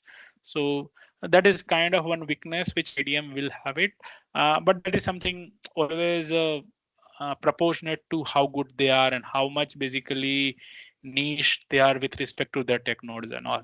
So these are basically different domain in which foundries and IDMs can be broadly categorized and compared each against. Okay. I'll go to one of this is a recent figure which I got from one of the Deloitte article about the global supply chain related thing. So if you see till 2024, so NPU is basically nothing but a neural processing unit. So the current buzzword around AI, everybody want NPU, which is neural processing unit. And by 2024, whatever the chips were manufacturing, 80% guys were not using any NPUs. It was only used for a couple of chip manufacturer for let's say smartphones and all, but that was also not that great. So it was really non-existent till let's say very little. Basically, that portion of that thing was basically used for NPU. Now, if you go to 2025. They're saying almost more than a 10%. By 2026, it will be a 30% plus. So this is, you will have a CPUs, GPUs, and all other part of your logic, and you will have NPU, which will be proportionate to your total chip area. So more and more NPU demand going on because they want to process the AI. They want to provide various basically AI models to work on their devices, whether it's smartphones, whether it is on cloud, or whether it is on your laptops. So everybody want more and more NPU power, and more and more NPU power is playing a key role for the chip demand and the way chip industry is evolving. Okay, so yeah, this is how it is basically playing out. So TOPS is nothing but your trillion operation per second. So whatever basically, so AI, if you might be knowing it required lot of operations to be do parallelly, and you need to basically come up with the LLMs and all what the models are stacked up, which require too much parallel processing. So you need to do operation at really great speed. So which is nothing but basically accounted or counted as a trillion, basically the operation per seconds. Okay. Now I'll basically go through the recent disruption and the national strategies. So this was going on for basically some time, where initially after 2010, after 2014-15, when the 4G 5G, all the evolution happening, 4G, especially 4G and 5G transition was happening. That's when basically different countries basically felt that somebody should not take the leap ahead them, that because everybody is knowing that this can be a one this is kind of a war basically, where this is the something which if you possess, you will have a distinct advantage against other guy. So the disruption were ongoing from that particular time. It played majorly after let's say this AI war, which is started post pandemic. But before that, you had a 4G 5G and all, for which there were good kind of a rivalry that was there between United States and China and all. You have a really tiny island nation which is playing a huge role over there, which is kind of controlling because of the TSMC. You have a MediaTek. All these companies are basically in Taiwan. So Taiwan also play a really great role in this. Then you have a supply chain where and the bottleneck. So you required different shipping routes will be there. You required logistic to go from one place to other place and all. So these are the bottlenecks that are also coming. Now, recent time from last 2.5 years, you are having you might be hearing we need so and so GPUs. Everybody wants GPU, but supply is less. Data center chips, AI chips is under huge demand. Okay, now who have more GPUs or who have a more data center, who can build more AI things? So all this basically AI companies want the GPUs, all data centers, and which country or which countries companies basically from that countries get more GPUs and data center is kind of playing hugely across. Okay, and then the most important part is the talent shortages basically. So you need to speed up your development of a GPU, more advanced GPU or data center chips. You require engineer shortage, and more importantly, you require skilled engineers. Okay, so skilled engineer who can work on actual problem, solve them, have basically a greater GPUs, data center chips. So those are that is also another aspect which is basically playing around the disruption and national strategies. Now, national strategies, if you see, different countries are coming specialized act based on the way currently chip industry is ongoing. So that's how so more focus. If you hear any recently any of the geopolitical news, okay, you will come, okay, USA want to control their chips. So what they have done is they have a chips act which USA is kind of if you say it's not a socialist country, it is completely a country where you don't see usually subsidies to the companies and all. Companies come by their own. But here USA is what they are doing. They're subsidizing their fabs. They are basically giving funds to their companies, okay, so that they will be having an edge in the current ongoing war. So they have a chip act through which basically they are giving funds to their companies to build great products, which can basically make USA a kind of ahead in this war. Then you have a EU chip act, which is nothing but EU overall EU Union has invested heavily around 43 billion euro, and they want to see somewhere around 20% of a global basically a chip manufacturing thing by 2030 themselves. Then all this war is basically started with China's emergence, where because China is having a unique advantage of having a market of itself as well as the technology. China has really come really great into this equation because they have a market, they have a consumer, and they have a technology. So because of them, so what they are doing is earlier they had basically given good amount of subsidies and the fabrication for advanced chips and all. Now they are on top of that to maturing the knob. So the one part of a restriction that USA Chip Act is given to China is that ASML, or basically the company which make a lithography machine, cannot give any lithography machine to China. So China's the biggest. You have a company called SMIC, which basically manufacturing chip for them. They earlier were only restricted till 7 nanometer. Now they have basically even gone ahead and by themselves they were able to go till 5 nanometer and were able to make chips with 5 nanometer. And with this niche node, you will pack more processing power, and that basically adds to the advantage, and which is something which playing across based on the nodes. Now India also slowly realizing ki we also, because this is something gives you a geopolitical leverage. So because let's say USA playing with their leverage, China is trying to play their leverage. So now if somebody is thinking ki why only 3 nanometer, 5 nanometer in COVID time, the biggest problem that companies came, so people were talking about 3 nanometer, 5 nanometer, but there was a really great shortage of chips which were there from 14 nanometer and 28 nanometer. All your power ICs are there, or your the analog MSIPs were there, still were there on older nodes, because they are not basically having a hell lot of a logic to fit in and all. So they usually stay on the lower nodes only, but there was a supply chain available only in China or some countries concentrating that. So that was used again, negotiation table for getting the latest tech node chips. So that is also something, it is not always a node fighting, but the kind of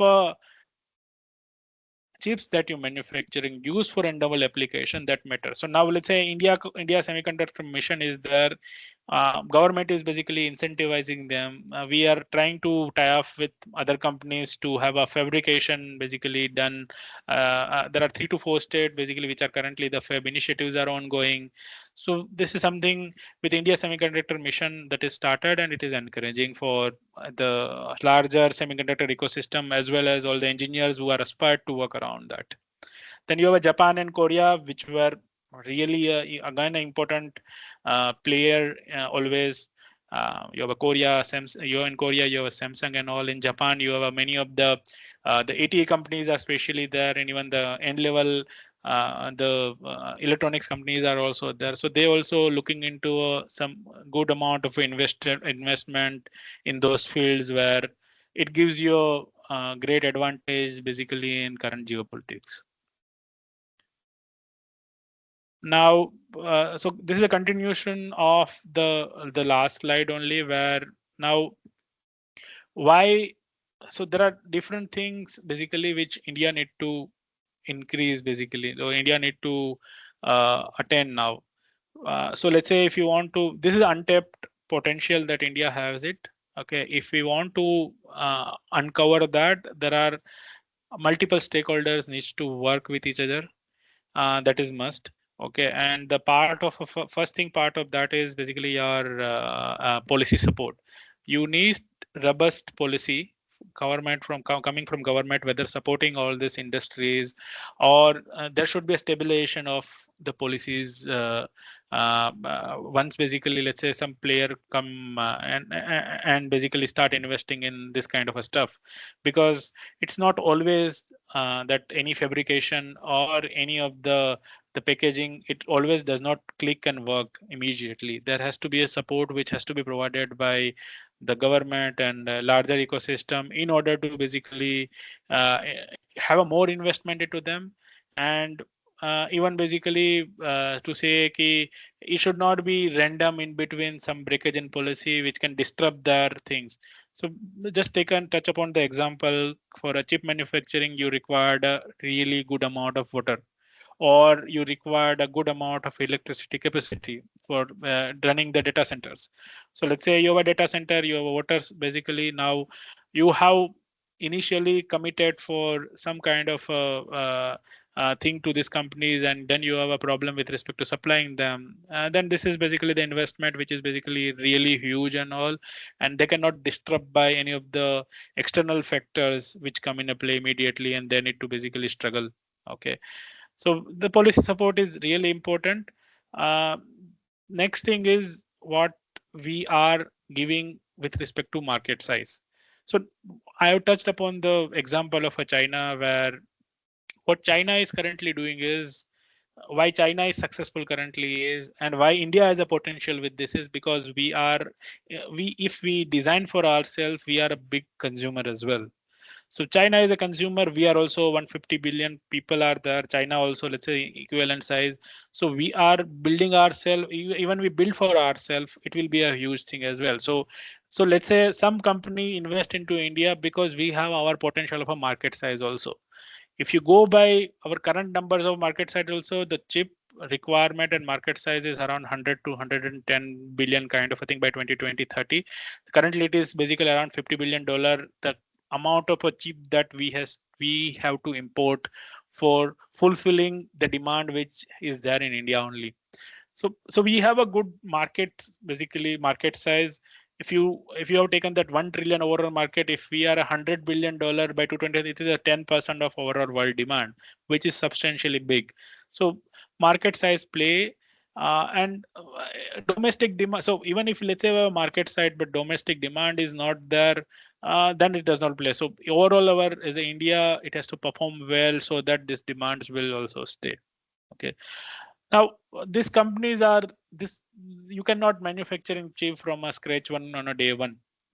I just want to touch upon the example, which is that let's say if when we were in a college, let's say around 2005, 6, 7 time frame, when so it was not a smartphone, but all the phones that came in existence. Initially, the player was Nokia, and then flurry of Chinese phones started coming, and there used to be always joke, okay, he has a Chinese phone.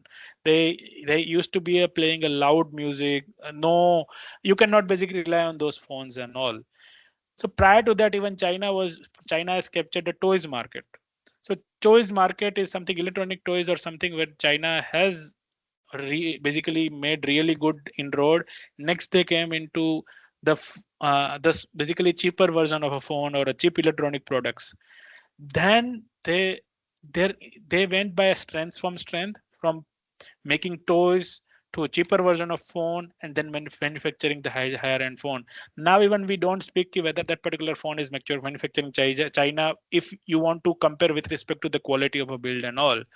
So it is not key on day one you can make a niche product. What you need to do is you need to collaborate. So China also did that thing early in this time really well. That's the same thing we have to mimic. Let's say if you want a manufacturing chip, or if you want to manufacturing any of the the packaging facilities, we need to collaborate with we need to be collaborative with the guys who know these things. Okay, we have government has to provide a mechanism so that they can be a tie-up. There will have some leverages. You give some, let's say, whatever the for FDI, some relaxed terms should be there and all, so that the India local ecosystem will be able to build some great products. It will not be a day one that you will be able to manufacture something really get from a scratch. So this requires basically credibility. Basically, this company should have a credibility on the government at a play. And other thing is ecosystem. So ecosystem is something which we covered earlier. So ecosystem is what, let's say, it is not key one chip manufacturers, then there is nothing but that company will be working. Ecosystem means you need a pool of resources, basically engineering resources, or you required you required let's say you have a full, let's say the packaging unit is there, then the other components will be required and all. You have a supply chain of this small component or a small materials around that particular the big guy, and support that overall. Okay, so let's say if you have a chip, then next thing is you should be basically knowing the packaging, then it will go into a packaging. Then if you have before chip go into packaging, if you have ATE capabilities where you can test that particular chip, it will basically again, so that's how basically you build around the ecosystem around that. So it is hitting on a one target first, then exponentially increasing it, and then basically full ecosystem will help, and then after it will look like, okay, this is something robust and which can be sustainable also, and then you will be able to say, okay, India is playing a crucial role in a semiconductor supply chain. Next thing is you should require a pool of engineers, and you should be having a great institute which produces them year by year. It is not just about producing engineers. You need to produce them with a skill which is required for this industries. So always there is a question ki we have basically, so industry always struggle with finding skilled engineers. But at a lower level, it plays like engineers are not getting basically enough jobs. That is something, there is a problem with respect to the skill. If there are skills, then there are enough basically people who can hire, who can be hired by the companies. So you require the chip designers or engineers which required to be work in various places around this ecosystem. But for that, you required a good amount of a pool created by various agencies, various colleges, or some kind of a skill gaps filling mechanism should be there. Let's say you required so and so skill for IT testing. Then let's say let's say in Gujarat that you have a Micron which is coming up nicely for a packaging industry, which required so and so skill. So what can be done at a university's level or college level to train the engineers on particular skills and all those kind of a thing should be looked at basically when we are trying to dream about this thing to basically play a role. So talent required to be nurtured and then after utilize the better way.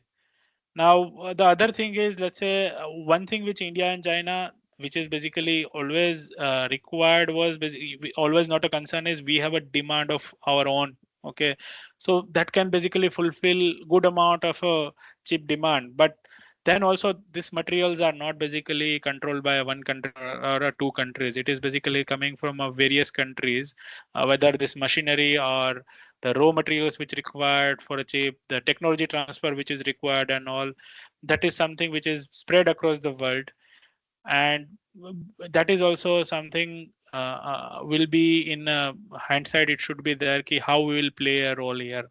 Okay, so this is, we required that. Now we can look upon something like, let's say current supply chains were concentrated around China for, let's say, the semiconductor for your smartphone industries and all, or your the equipment manufacturing companies and all.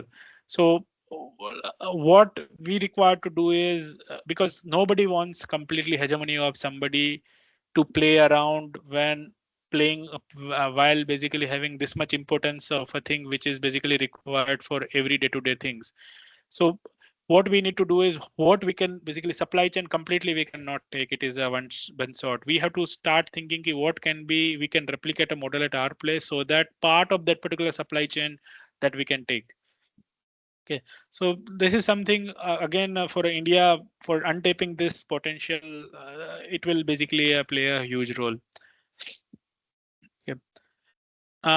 Now this is something, the statistic which basically again I got it from the Deloitte's basically. So the main problem, so whether it's basically IITs or NITs or even basically the all the good colleges, graduates are aspiring to do let's say a master's or their higher studies in the USA or Europe countries and all, so that they will have their aspiration meets over there. So sometimes when we are saying that they want to go to other places, it is not always for a great educational purpose, but they feel that they will have a really great potential utilization when they move out to these Western countries. So that's the biggest problem, ki how you can retain those talents in-house so that they contribute greatly. So this is one of the problem which is basically across the globe it is there, but for India specific thing, if we think, we have to make sure that our talent stays in India and build the things, work on the things with which our country will greatly help. Okay, so this is basically again the important aspect, which is something which has to be looked upon, how universities can map the industry requirement, how industry can, whatever the industry, let's say any of the companies are there, they can build the great products by utilizing the really good resources over here. Yeah, so the next slide, which I want to basically take upon is unmasking the advantage specific to Gujarat. That basically I just try to prepare, where so there is a recent push to basically put Gujarat in an ecosystem for the chip manufacturing or packaging and all, and government is basically taken various initiatives in order to do the same. Okay, so what is currently going on is we are targeting kind of so we have some kind of R&D and design stuff which is basically ongoing from some time now. The next thing which we are trying to play upon is doing the fabrication of a chip and even the something with respect to packaging and the testing. So these are the big thing. Let's say we have a CG Power, Sanand, or in Dholera, we are basically trying to come up with the big fabrication chip fabrication units, which required a huge amount of even investments and required a meticulous planning and required a great amount of resources also. So this is something fabrication is basically cheap is not that quick. But the current target which I'm basically looking in government forums is we are trying to manufacturing 20 nanometer and 14 nanometer kind of nodes, which also demands are really huge. And if we succeed in doing them, that also will be a basically one point towards basically doing the high top notch nodes, basically which is chip nodes to go upon. Okay, so this is something is currently in a work in progress kind of a thing.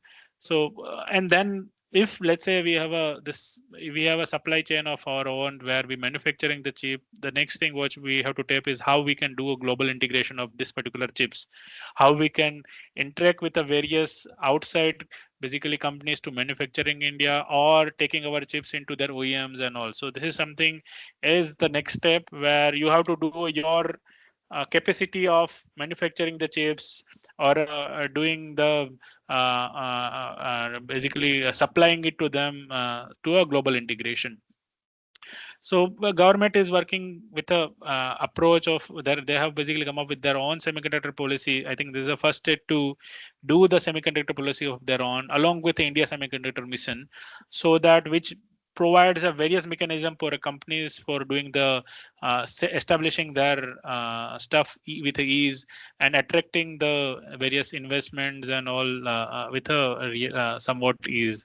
Okay, and what the current state it is going is that they are looking for some kind of a chips production by December 2025, which is already gone past. So now I think we will have some basically news in near future that they're able to successfully do that thing or not.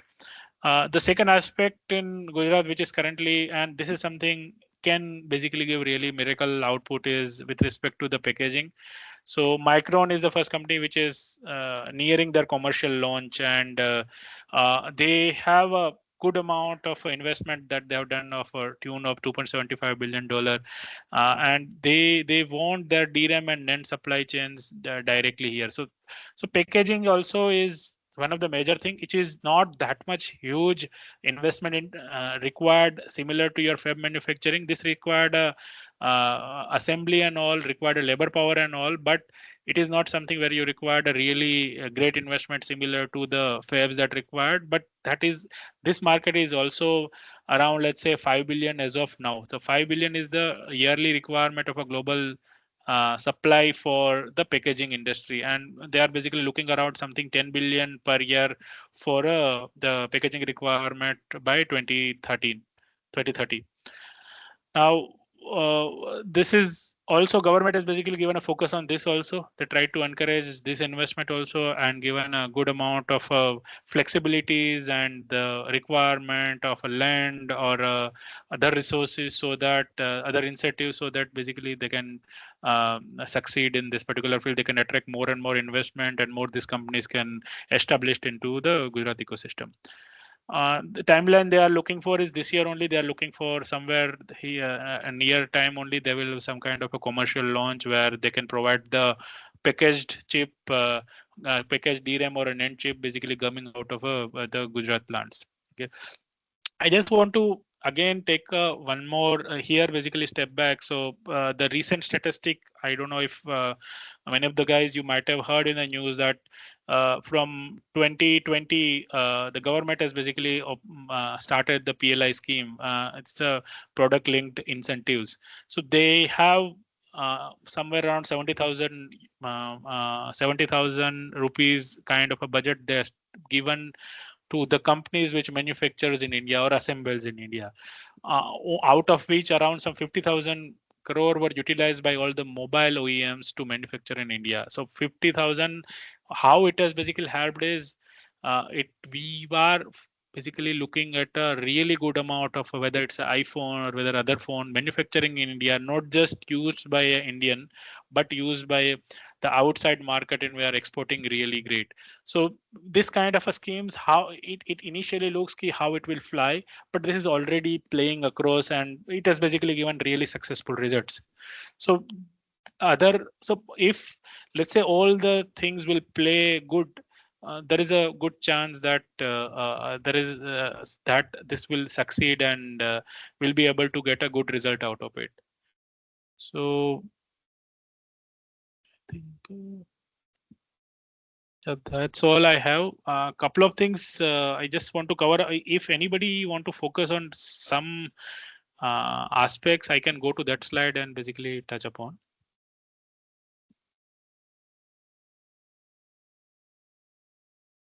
Hello.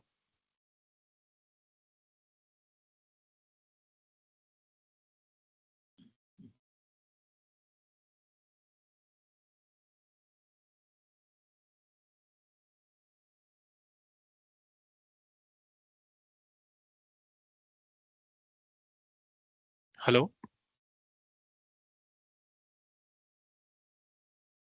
Yeah, hello. Carry. Hello. Yes, yes, ma'am. You please carry on, Sundaram. Okay. Yeah. So, is there any question answer that basically I want you want to touch me upon particular points where I want basically they want certain queries to be answered? I can go to those topics. I'm kind of done with the presentation that I had it.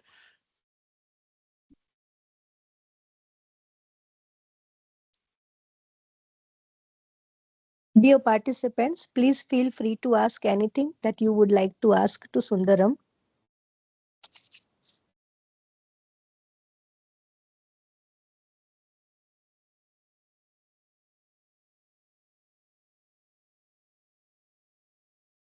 One more point you just even have to discuss the current demand for the AI data centers and all. So with respect to AI data center also various basically there is a kind of untapped potential that government is trying to get in, whether it's a Microsoft investment or Google is basically with along with Adani is invest into Andhra, and Microsoft is basically have played somewhere around some $17 billion and all. So it is looking promising, and yeah, so I think long term, let's see and hope it materializes and people will be able to get advantage at a larger scale.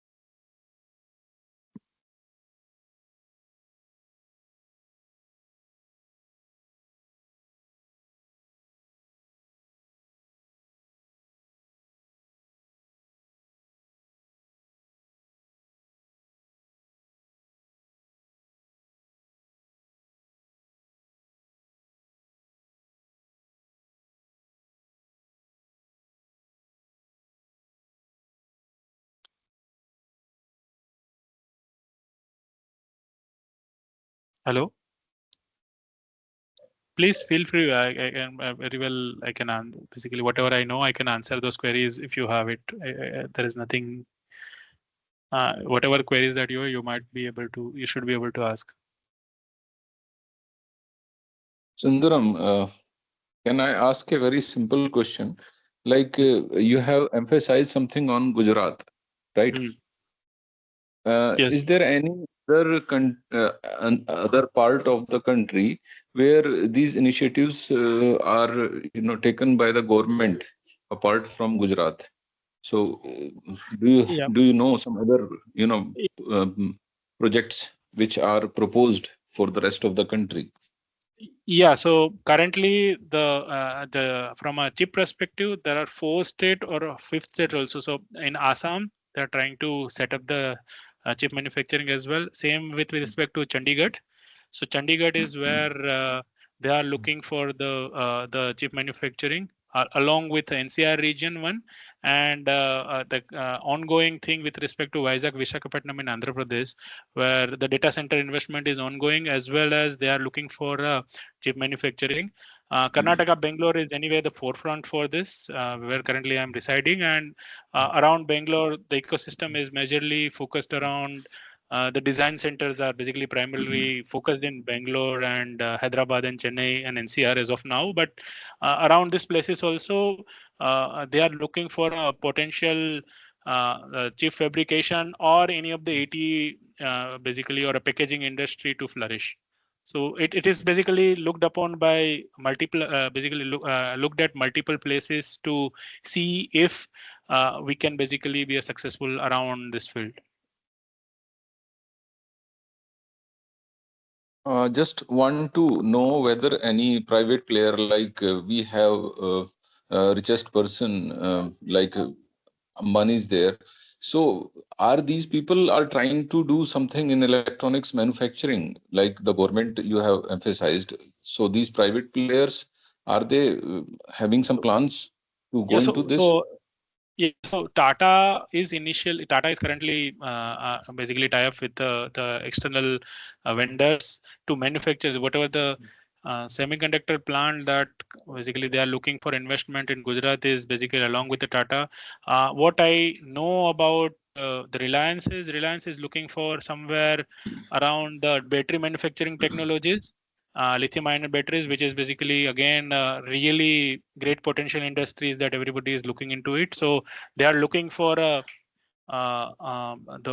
battery industry as such. That as of now I know, and Adani is anyway whatever the investment that they are looking in the Vizag, Andhra Pradesh, which is with Adani along with the Google and all for a AI data center. So these are the couple of big players. Along with that, I think already this Tata Elxsi already. Tata is already along with Tata is already basically into this through Tata Elxsi, and they have a something basically going on. Even along Tata Mahindra also came up with some different. They have a Tech Mahindra one version, basically one of the division of Tech Mahindra now targeted towards working on a niche R&D for a design and all. So India companies also basically trying to come up with the various initiative by their own, either by collaborating with outside vendors, outside basically companies, or having their internal support from an Indian government to come up with a force. I think Adani's and Ambani's both are to be get in with the AI semiconductor manufacturing. Yes, yeah, data centers. Very just in recent past they have announced this thing. Yeah, Harsh, you have some question? No, not query. Just to add to this discussion, Tata is partner with Intel for their custom chips, and they're gonna use it. I guess I'm just guessing because they have announced a 10 gigawatt data center there, so might be this collaboration will help there. Along with that, as mentioned, Reliance and Adani both are trying to get into the battery supply. However, Reliance has also acquired a company. I don't recall the name, but they have acquired two companies. Basically, first is Israel's Tower Semiconductor, and this is with the design and assembly. Second one is the battery side of it. they have acquired mostly either Sweden or Denmark company, which produces sodium ion batteries.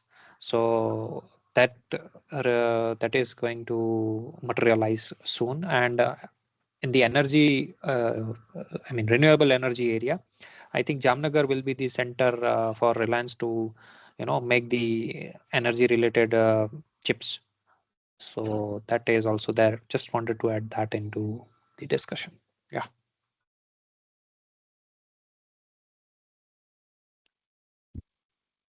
And as far as governments are concerned, it's like, I think it's state governments who provides the means of doing the business. Microsoft also acquired a campus in Andhra Pradesh. It's, I think, the largest land deal that they have done with the government. So such kind of things also happened at state government levels. Center government levels, the policies of semiconductor manufacturing and all that are already at the place, and it's kind of evolving, I would say. As and when it grow, the companies will come, the policies will also grow in time. So what I basically look for is, so this is not something where, let's say, directly 2 nanometer or 3 nanometer or even 5 nanometer that India can target with great scale and all. If you see the number of devices or a chip requirement overall, they are basically fraction of that, or let's say 20% of that. 70-80% are on a higher node still, and they are also equally required. So it is not that we need to crack the code for only manufacturing those sub niche nodes. Even if, let's say, we'll be successful in 14 nanometer or a 28 nanometer, that also adds to the value, and that will be a start point or something which we can start from. Yeah, Ashish, go ahead. Hello, sir. నాకు phone చేసి అప్పుడు ఒకసారి ప్రవీణ్య ఉండే మన ఇరవై నాయన చెప్పిన Participant, you please turn off your mic. Please turn off. Hello. Participant, please carefully. Hello. Yes. Yeah. Go ahead, Hello, Ashish. Sundaram ji. Sundaram. Yes. Hello. Yes, Hello, we are able to Sundaram. hear you. We are able to hear you. Oh, Ashish. very good.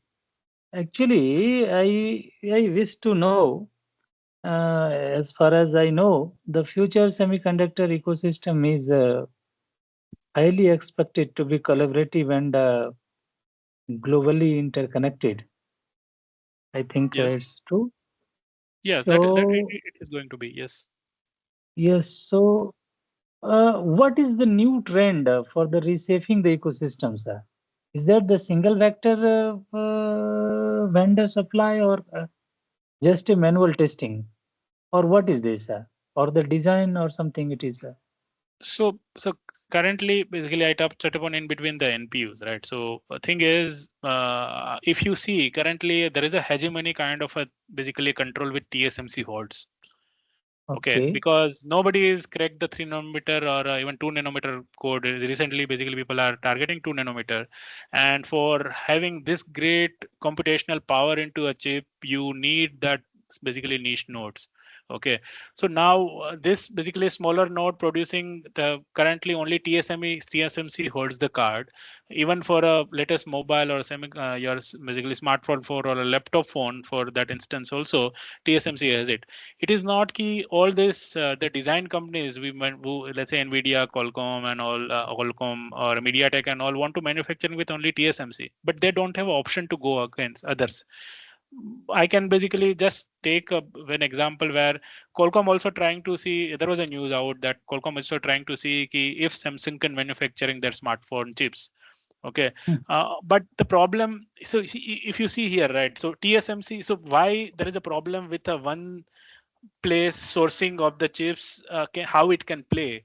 So earlier, if you earlier, let's say, I'm not just going behind 10 years also, let's say 5 years before, you had a wafer, and out of wafer, so companies, TSMC or fabrication guys were not charging for a full wafer. They were charging per chip, the amount the chip manufacturer. Okay, basically whoever basically given for its manufacturing. Now they are in currently the negotiation where they are able to basically dictate the terms where they are not getting charged for per chip or for functional chip, because always it will be a question of how many functional chip output full wafer. You have a wafer which you have basically manufacturing together. Out of that, let's say the one particular wafer has a 50 chips hypothetically, out of which Okay. only 10 works or a 20 works. That is basically that TSMC will not tell. It is, you have asked me for a manufacturing TSMC node. My processing are in this kind of a shape. There can be a variation across the because this is a manufacturing technology of a niche semiconductor, right? So if 15 works, that is also yours. If 25 also work, that is also yours. It is up to you, but I will be charging you for a wafer. So whatever yield get, that is now. Are they using multi-cluster chips or the single chips? No, see, multi-cluster 3D packaging and all, basically everything is ongoing because you cannot go beyond the physical limitations now. Okay.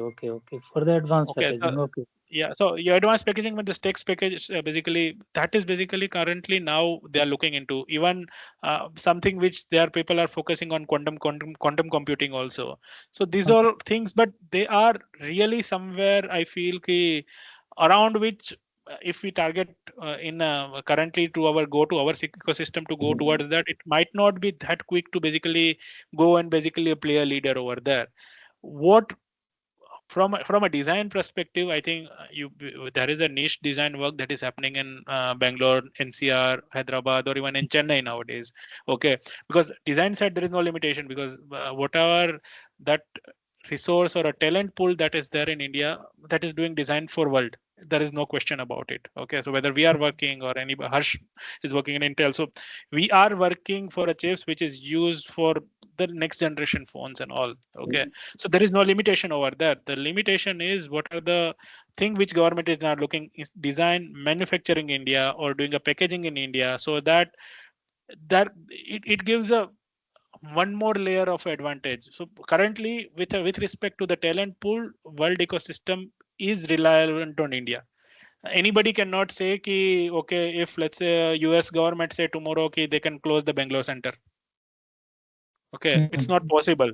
Then they will basically they will lose their capabilities. So, okay, so that's not possible. But where we need to basically go next is as such on the chip manufacturing side, or package side and all, where we are not there yet. There predominantly China is focused more, and China is already there, and basically they are giving all the headache which is there with the US currently.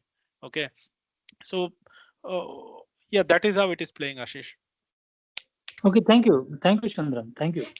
Best explanation. Okay, thank you very much. Yeah, sure.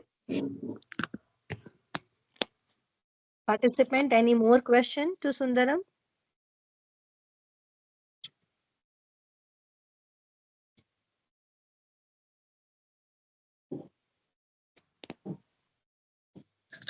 So I think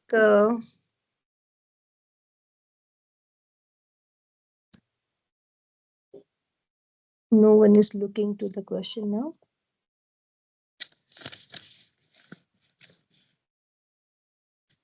So thank you very much, Sundaram, for an insightful and informative session on the semiconductor industry ecosystem. Your explanation of the end-to-end semiconductor value chain and the interaction between industry, academia, and policy frameworks provide valuable clarity to all the participants. On behalf of organizing committee and all the participants, I sincerely thank you for the sharing your knowledge, experience, and valuable time with us. Thank you once again, Sundaram. Thank you very much. You are proud alumni.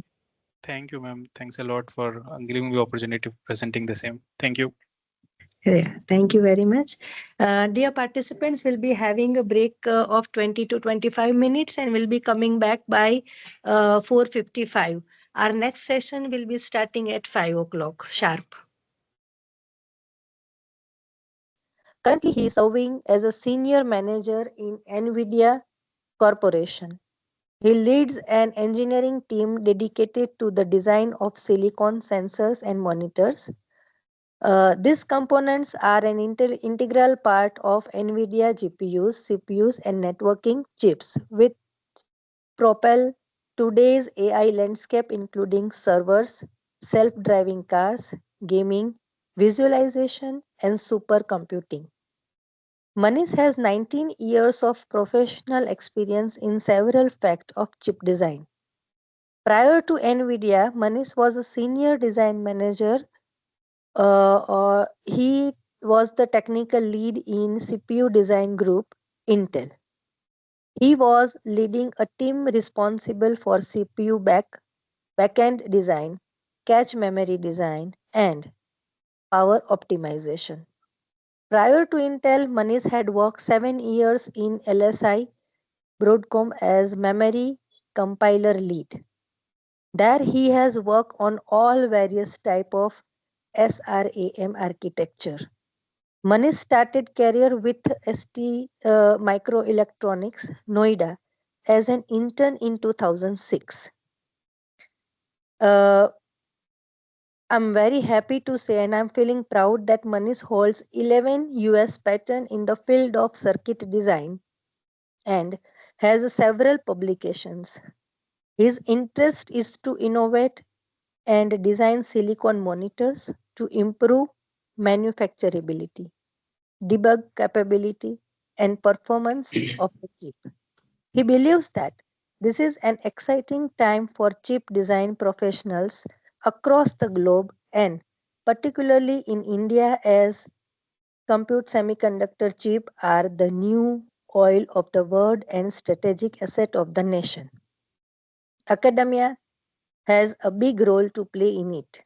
He's wishing one day India will gain leadership in chip manufacturing along with chip designing.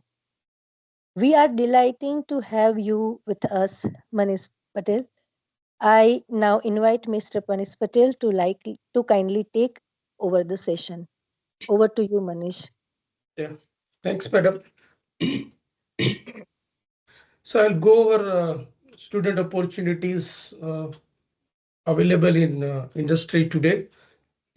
My expertise is more about VLSI circuit design and related. However, the overall VLSI or electronics field is way bigger. And based on my knowledge, we'll go over the each and everything and how we can enable more students to get employment in this field and which can help overall India to innovate. We can contribute to the economy of our country. So first I'll go through what I am doing and what are the opportunities in what my field is, because that's what best I can describe compared to other fields. And then we'll go over the other ecosystem which is shaping up today and how academia can do the change in it, because the requirement is keep on changing. What was needed 10 years before, now the requirements are different. One of the example is coding. Previously, coding was the one which is backbone of major employment in India. But today, if we see, because of AI, coding is no longer a skill. Coding can be done through AI. Just you can write with LLMs or with natural language. One can type, okay, give me a C code or give me a Unix code for sorting, and you will get the code. You don't need to write it. And the machine is giving much better code than what engineers used to write. So that job is now no longer valid. So which means, but new jobs have been created, which was not there 10 years back. And for the students, it's very important that some course they taught differently. Some courses are related to AI, also integrated in today's education system, which was not there earlier. So I am going to, when I go through, it's about opportunities, also is about how, because as I understand, majority of the participants are lecturers or professors from various colleges and I also like to cover that part, that how you can play a big role in shaping up someone's career. And at any time, feel free to question. I would be more than happy if the session is interactive, or if you have any question about anything about how we are working in industry, be it related to this session or be it related to any other question, I would happy to answer. So feel free to ask any question in between. So I'll go over what I am doing today. So currently I am working on the silicon sensors and its application. When I say silicon sensors, what does it mean? So silicon sensors are eyes and ear of any chip. The way we can see, we can feel through our senses, right? So same way, we need to put some senses in the chip so that chip will get to know how it is performing, right? And so what's going inside chip, we can get idea about. For example, let's say you are using your mobile. So there are different versions of mobile. Some are working at less frequency, high frequency. How someone is able to decide that, right? So there are sensors which make decision on it. That what is the voltage level? What is the process of a chip? Whether chip will work at faster voltage, faster frequency, or lesser frequency. And always we have seen, right, there are heating problems, and sometimes because of heating problem, chip used to restart, which means we need some sensors, we need some mechanism which knows, okay, what is the temperature of a chip, and if the temperature is more than some voltage, I should reduce the frequency. I should reduce the frequency of a chip, and that's why we are seeing over the period of time, chip is getting slower because it might be get hit when it's running at the faster frequency. So there are internal mechanisms which make sure that it operates within a safe bounds, because otherwise your chip can get damaged. If there are no temperature sensors, the chip cannot work even for a day, because if chip doesn't know what the temperature is, it cannot slow it down, and users can keep on loading a lot of applications, keep on giving a lot of workloads, and it just chip will damage. Second is about aging sensors. Why aging sensors are needed? Let's say, is we age like human, same way chips also got age because of various reasons. And when chip age, it got slowed down. And when it slowed down, and that's what we have experienced. So now to run, let's say you are running game at certain voltage, 1 voltage earlier, now it needs to run at 1.2 volt. So we need to know what is the age of the chip, and accordingly the voltage frequency is set automatically on a chip. At this, we need to know noise level also. When I say noise level, meaning the noise, the way we have a power noise, the noise can be through other signals. So we are making different sensors for a chip, and these sensors are being used to optimize its performance, its life. And silicon correlation and debug. Now I'll explain what a silicon correlation is, because it's a relatively new term, and even in industry, not all engineers are aware about it. Very few has idea about what silicon correlation is, but and it helps debug. Why it helps debug? Because let's say something went wrong in your TV, or how to debug it, right? What went wrong? It's a display is wrong. There are hundreds of chip in a TV itself. What is wrong?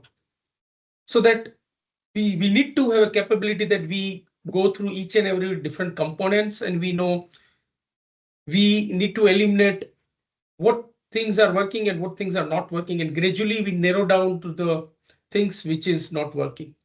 So this kind of sensors help in debugging also, because it gives us trend, like when it's failing. Is it failing at only higher voltage? Is it failing only at higher temperatures, lower temperatures? What are the trends? And that will help us to in debugging any fault. So my job is to design all these sensors my job and my team is working on the sensor designing. And these sensors are part of every chip which developed. Now I'll explain what the correlation is. It's a relatively new term. So as everyone, maybe if you are aware or not, and there are so many sessions are done, you must have gone through the manufacturing process, right? And today's manufacturing process is a ribbon fit, which I have drawn the diagram here. This is an Intel, it's a well in public, so anyone can have a look at it. I just want your attention to pay on sizes, what sizes currently we are working on. It's in, earlier it used to be in micrometer. When I started my career in 2007, we used to work on 3.5 micrometer technology. 3.5 micrometer is like a bacteria, size of a bacteria. Our hair is 60 to 100 micrometer size. So, and 3.5 micrometer was there. But today we are working on a angstrom era. You see our one atom itself is a 20 angstrom, 0.1 nanometer. And we are roughly working on a process which are just of a one atom. It's a angstrom, not nanometer. Like we used to say nanometer technology, but now we are passing that technology also. We are in angstrom technologies now. And our DNA is of 2 nanometer. I just for, you can go over the picture and you get the idea what angstrom or what 10 nanometer look like. Right?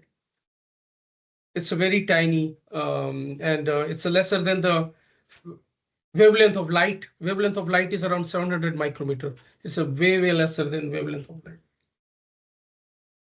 So what it means, this means that the manufacturing is very hard. If one atom here and there is a defect, your chip cannot work. And which means it's a quite challenging for manufacturability. And today's chip are having hundreds of billion of transistors. 200 billions are quite common nowadays. So, and each transistors and even one atom is here and there, it's a defect.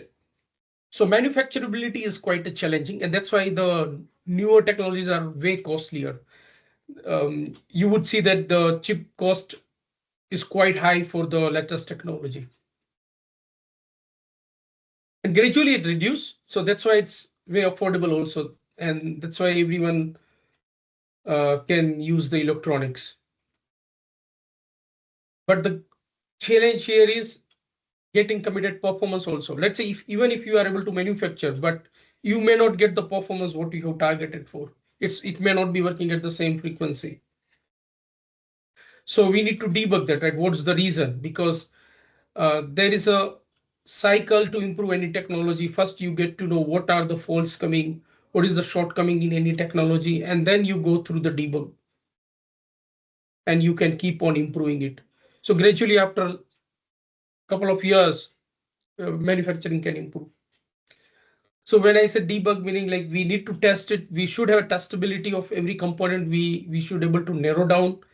We should have visibility what's going inside, because it's a nanometer and angstrom era. It's not like it can be done through any simple equipments.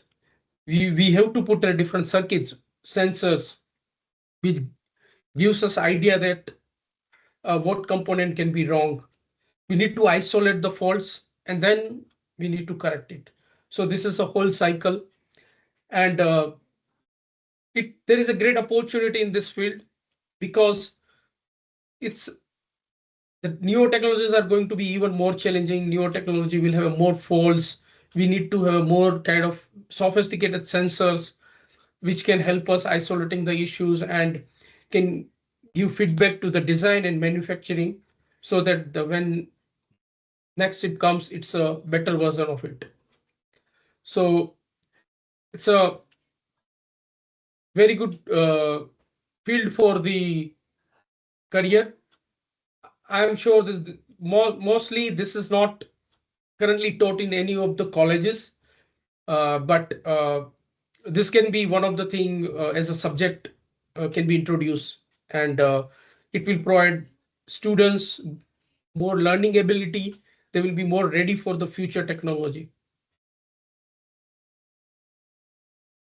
Yeah, I'll go to the next slide. So now I'm coming to the general VLSI design flows and the design flows which our team is working on, or in industry anyone is working on.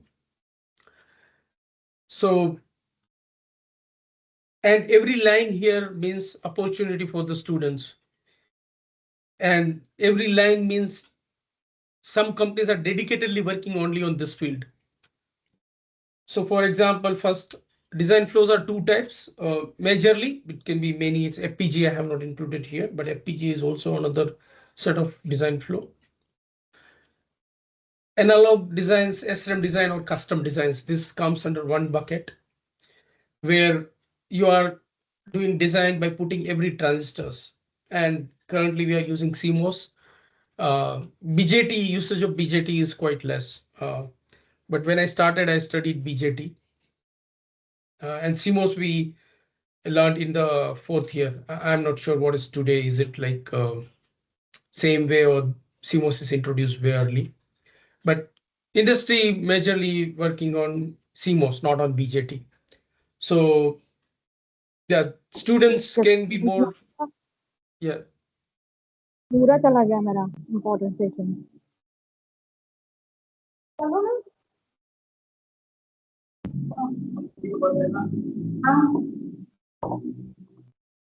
Participant, please mute yourself.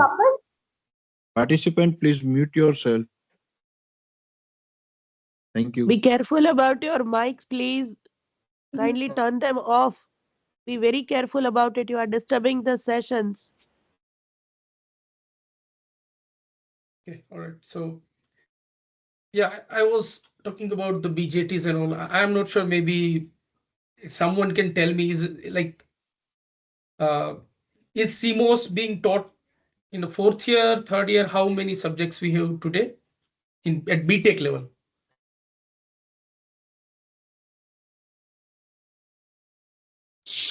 In 3rd year. 3rd year? Okay, good. So I see there is a change. I think we haven't studied in 3rd year, but yeah, that's good. So yeah, the main, when I say students will be more ready if they study CMOS more, RTL more, which could be, which was 4th year or so, but if there are more subjects related to that, it will give them more opportunity to be in industry ready. So how now I'll just go over the design flow. First is like we make a library. When I say library design, meaning we make a standard cell like gate, NOR gate, NAND gate, XOR gate. So these components are readily available, like that's called as a library. So there are teams in industry which just design library. Their job is only to make a library with different gates, different sizes. It looks smaller, but for example, I know, let's say the biggest IP provider today is the Synopsys. Synopsys must have a team of more than 500 engineers working on library, and every company, every major company are having their team working on library design.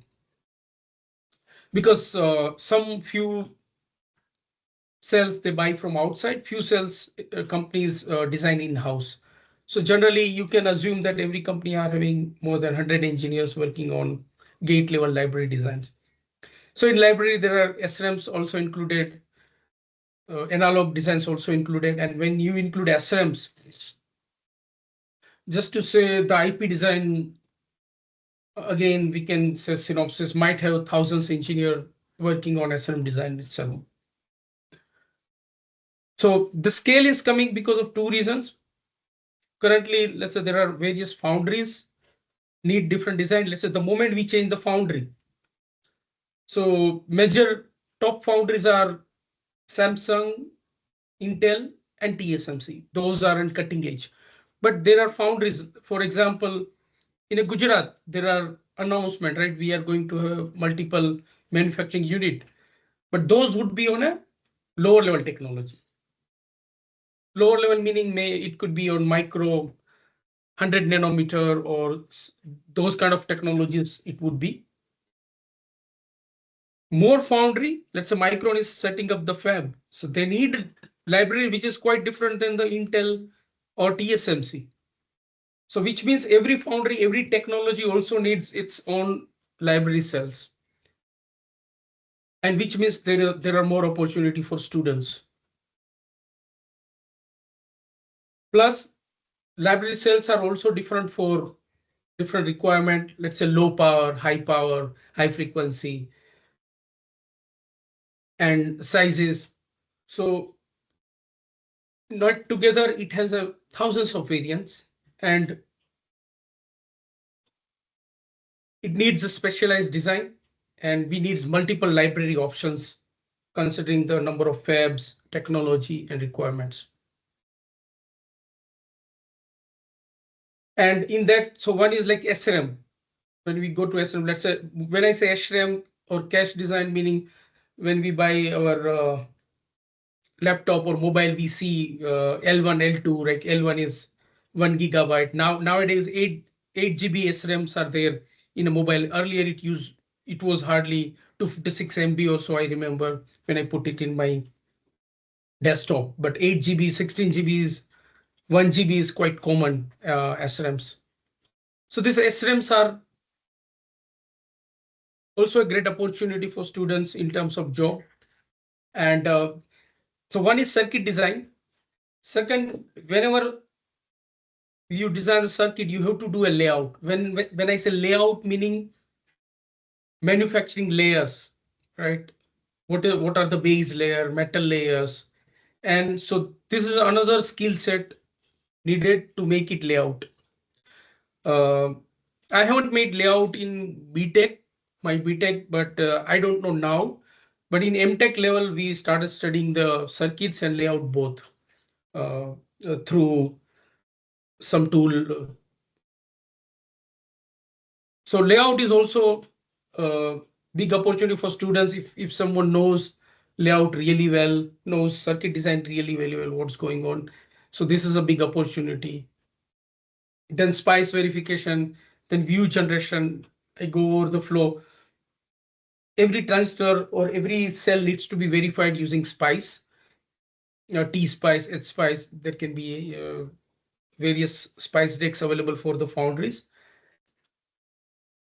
And finally, this cell needs to be integrated in an RTL to design flow. So we need to give different abstract views also. So abstract views meaning behavioral view of the cell. Let's say it's a named cell. So we need to create one RTL view of it, circuit view of it, layout view of it, then LEF view, pin level view. So every cell has a multiple views so that different tool takes into its flow. So there are flow level knowledge is also required. So this is about the custom circuit design. And then this is RTL to GDS flow. Like currently minimum lakhs of engineers working on this flow in India. And all the top companies, you name it, let's say top 10 companies of semiconductor, all top companies are having a full stack design in India. I mean, whatever I have mentioned here, every component more or less is being done here, majorly in Bangalore, Noida, Pune, now in Ahmedabad also. Ahmedabad is more centric towards verification, synthesis, and DFTs, but PNR is also coming up. PNR and timing is also coming up. However, the analog and this custom is very less as far as my knowledge is concerned. Custom, very few companies are working on this level, but majority Ahmedabad has a very good ecosystem for RTL to GDS flow today. And Bangalore and Noida has everything. So in RTL to GDS flow, one writes RTL first, like say this is the RTL coding, behavioral coding of it. And for students, I would say the major questions or in interviews, companies are asking is more about first is CMOS circuits, how the circuit looks like, what are the details of each. For example, SRAM cell, our team is working also on SRAM cells, and I have noticed that the sound fundamental of SRAM is also rare. When we go for hiring, it's not so. When we say student opportunities, there is a dilemma in the or there is a different scenario, perspective of hiring side and perspective of the source side, which is like student size. There are jobs available. Sometimes students might be thinking very less jobs are in the market. And when we go and hire, we don't find at times the students who can answer even a basic questions. So the fundamentals are very much important. For example, SRAM cell, if someone is able to explain SRAM neatly with all the details, I would say that students very easily get hired in any of the companies which works on SRAM side. So plus, let's say example is the RC circuit. In our interviews, we ask RC circuit of a simple question of RC circuit. What is the power, CV square? Can you explain why?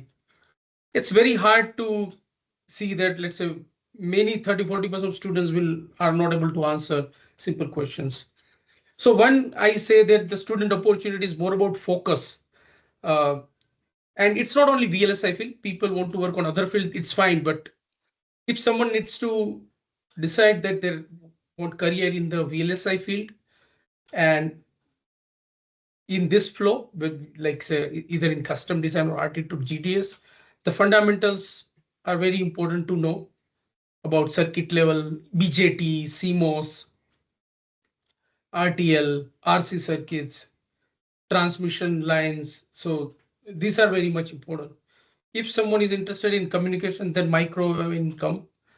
But for today's topic about VLSI, I would say no one would ask microwave for VLSI, right? So the focus is important and fundamentals are important. Now, I'll explain RTL to GDS. So first RTL, so this is a behavioral code and of any system. Once we have a code, for example, code for a risk design, right? Someone can write an RTL code of it. Then it's a synthesis. What synthesis does is like it converts behavioral to the netlist, right? So RTL is a code, then it converts to a netlist. Netlist meaning it at a gate level netlist, which I say like say library designs. So it maps to the library components. Then there is a field of verification. So typically verification needs more engineers than the design. Typically the verification or validations needs double the engineer of design in any of the field. Those who are designing are 1/3 and rest of the 2/3 are the one who are verifying it. So there is opportunity in verification. Then now testability. I explained previously about the correlation side. There are things about testability side, design for testability. This is very much important, and every chip has a separate flow, separate gadgets to make it testable and manufacturable. So then we do the DFT insertion in a flow, and separate teams are working on the DFT side. Once synthesis is done, there are clocks are coming. So every sequential flops, latches, every sequential needs a clock. And clock design is very important aspect in a chip, because let's say we have a chip which is certain millimeter square and need to be ensured that the clock reaches every sequential at the same time, because otherwise you are not able to meet timing. So this is another field, clock expertise. And let's say what is needed at the end, majority is boiled down to the fundamentals of electrical and electronics. Let's say clock engineers also need to know how the wire delay look like. For example, I have a wire which is having a 1 millimeter length, certain RC, right? And we can do pi modeling or any other modeling. How the RC delay will look like for the long wire. This is being taught in second year of the college, but the same fundamentals we are using in company. And these are the very much important when we design clocks or circuits, any cell transistor level circuits. Then comes placement and routing flow. So this is being done using Synopsys or Cadence tools, placement and routing. And PNR is in the world, India is the hub for the PNR. Hub in a way, let's say the best PNR engineers are in India. Majority PNR work of chip for the all top companies are being done in India. So when it comes to PNR and library, India's ecosystem is more vibrant, more innovative, and lots of opportunities are there. End-to-end designs are being done in India design centers. PNR timing. Timing here means static timing analysis. There are big teams on static timing analysis side. For example, let's say we have two flops, and what kind of timing would occur between two flops, setup path, hold path, jitter, for a given circuits, at what max frequency certain, when two flops are given, at what frequency the flop can work at. So this all comes under the timing. And timing wise also, there are very big, every company has a timing team, and it's growing. Every company needs more engineers on timing. The one of the fundamental reason is now we need a chip for different purpose. We cannot reuse same chip. For example, for the mobile, everyone knows, right? That's a Snapdragon, and you keep saying that the new versions are coming after every quarter. So even in that new version, or let's say we take Intel for example, when new i5 new version comes, it has also, there are sub versions, i5, i5, i7, i9, ultra, core ultra, ultra low power. So if you account totally, let's say one company might be taking out more than 40, 50 kind of chip in a year. And every chip needs its own RTL code. Maybe RTL can be reused, but you have to do PNR separately. You have to do timing separately. And that's the reason there are big teams needed for all this different field. Then it comes to power. Power integrity. When I say power, meaning low power optimization as well, and power meaning how we can reliably do the power routings. Both comes under power. Low power designs are state of the art today. Especially, it is applicable to everywhere. Let's say starting from the mobile to laptop, because battery operated devices are much more sensitive to the power requirements. And this is one of the aspect or selling point for any of the chip.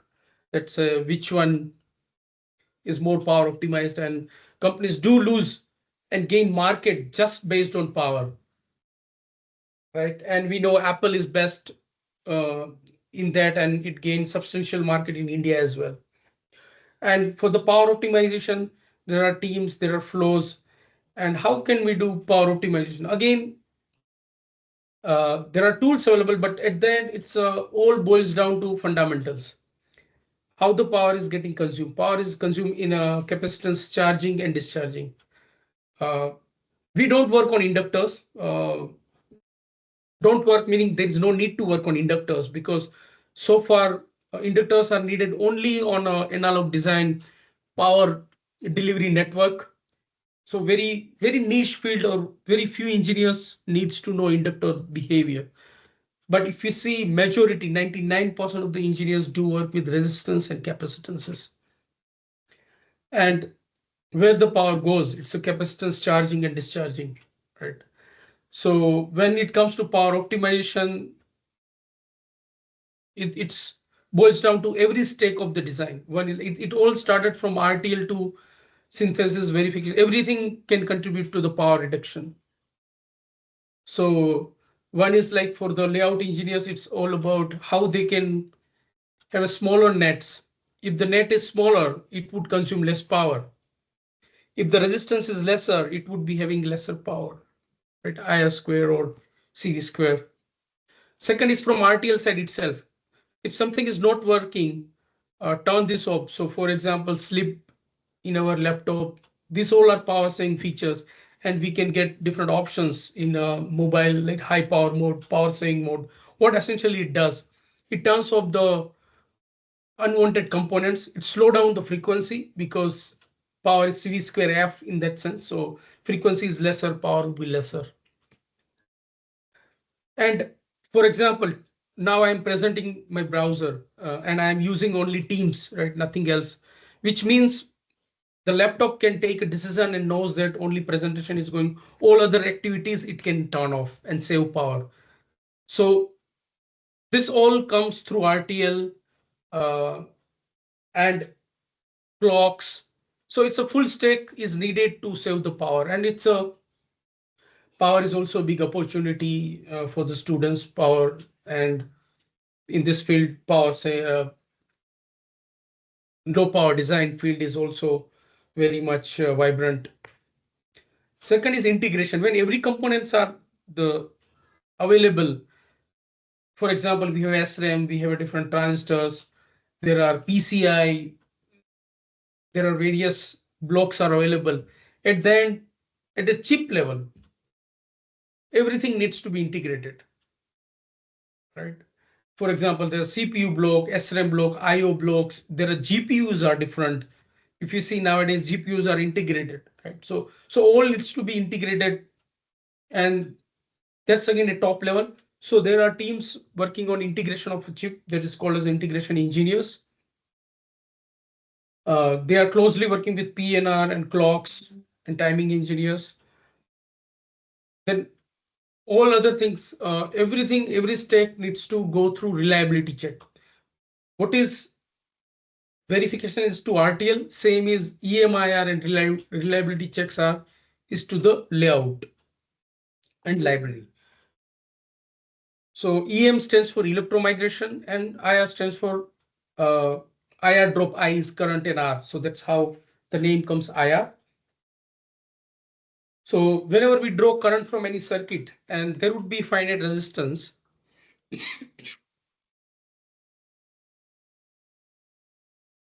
and it will cause IR drop. So now think like this, in a chip 1.1 volt is given from the battery, but it won't reach full 1.1 at the transistor level because there are multiple layers and there are resistance in between. However, the smaller the resistance is, but the I is quite big, and that's why there is a IR drop. And there are layout engineers need to make sure that it is done properly. I'll take water and start.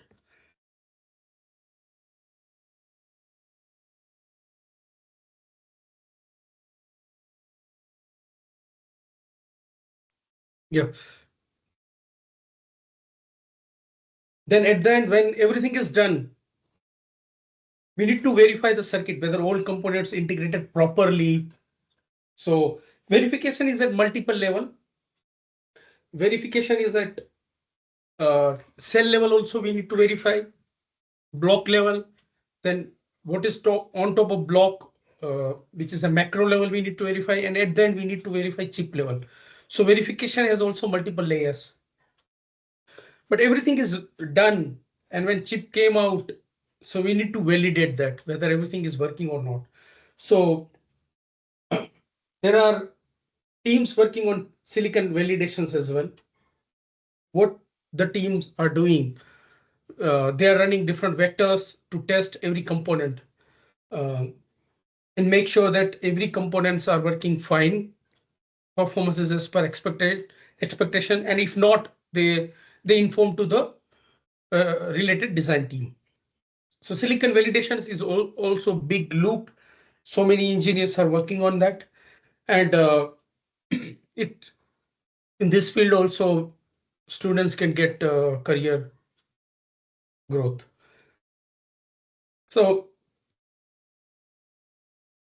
this is a typical design flows I have worked on. Typical VLSI jobs majorly concentrated on this field as of today, and in India or even outside of India,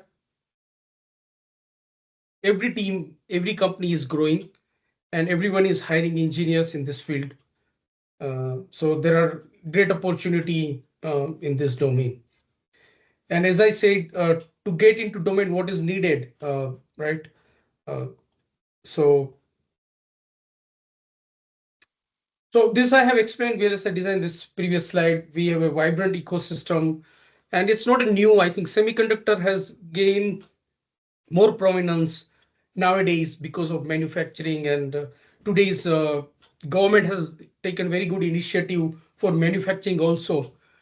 But design ecosystem is well past 30+ year is in India. Many, let's say Texas Instrument, my very first company is ST Microelectronics. They have started 40 years back in India. So design was there. Few companies are already working on design.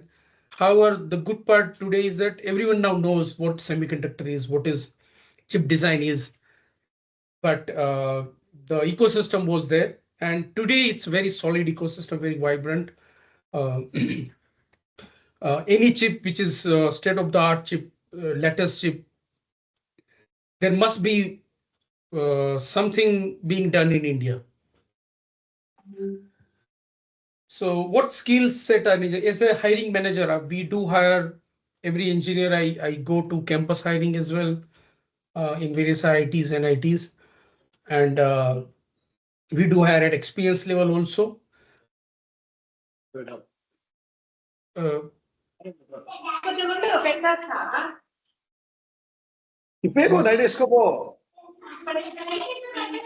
turn off the mics.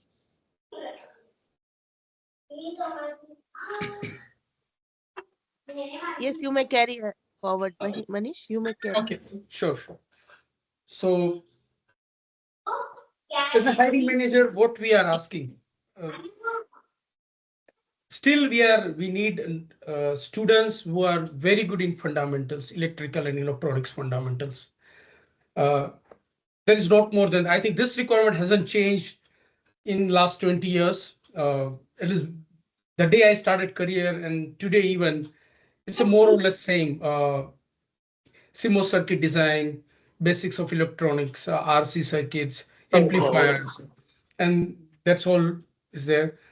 RTL coding and computer architecture knowledge helps in a front-end kind of jobs, verification kind of jobs, where students knows about basic RTL coding, blocking statement, non-blocking statement, Verilog, VHDL. These are the main, in industry mainly use Verilog, but when I studied VHDL. But it doesn't matter whatever language you know. The main crux is, are you able to write a good code? Do you have an understanding how this code will translate to the netlist? Right, when you write what hardware look like, then MATLAB, knowledge of MATLAB, knowledge of digital signal processing, just fundamentals of DSP. These are good enough. Computer architecture. So as a hiring manager, we just go majorly to the fundamentals, the students' project, what kind of project they have worked on, what is the knowledge of whatever project is being done, whatever project student has done, how much depth student has. So that's what we are looking when we are interviewing any candidate. Other aspects and the good amount of weightage is put on the soft skills, which is about communication skill. And when I say communication, doesn't mean English. Communication means, are you able to convey your idea to other person? That's all. Yeah, it's not about language, but it's about conveying your idea to the other person. The problem solving, are you able to solve the problem? And that's what it matters majorly in industry, because you would have all the resources available. You have internet, you have a Google, you can search anything, you have books available. It's not an exam, right? So our in industry way of checking students is different than academy way of checking students, because here the books are available, internet is available, you can check with your friends, you can check with your colleagues, but how you're solving the problem, it matters. Everything is at your disposal. So that's why I have noticed sometimes open book exam and all, it at times it makes sense. So and how people are doing project, right? So project is a good way of judging problem solving skill when we do in a college, because when we do any project, everything is available at our disposal. Books, friends, colleague, you can take help from lecturer and professor, and how at the end you are making your project well. So good emphasis should put on project along with theories that can make students ready for the industry. And another important aspect we look in the students are cultural fit. How culturally someone is fit to the team. When I say cultural fit, meaning whether the person is a good team member, can he work as a team? When someone makes mistake, what's his approach? First of all, someone is able to accept the mistake or not. So this is also being checked in our interviews. Because, and other thing is, let's say if the question is asked and someone doesn't know the answer, what's the reaction? Everyone will react differently when they don't know the answer and how the reaction is. There's no right way or wrong way here, but every company has a certain metric to judge on that criteria. So this is what hiring manager look in the student for majority of the VLSI jobs, what I have described previously.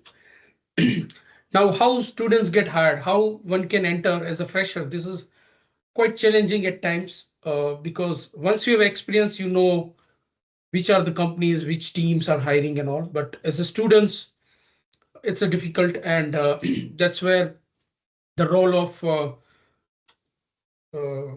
professor, role of alumni also come into the play. So first is a campus hiring, majorly for MTech. From tier 1 to 3 colleges, companies do hire, but BTech hiring is less. Only from tier 1 colleges, BTech hiring goes, because otherwise major companies go for MTech hiring.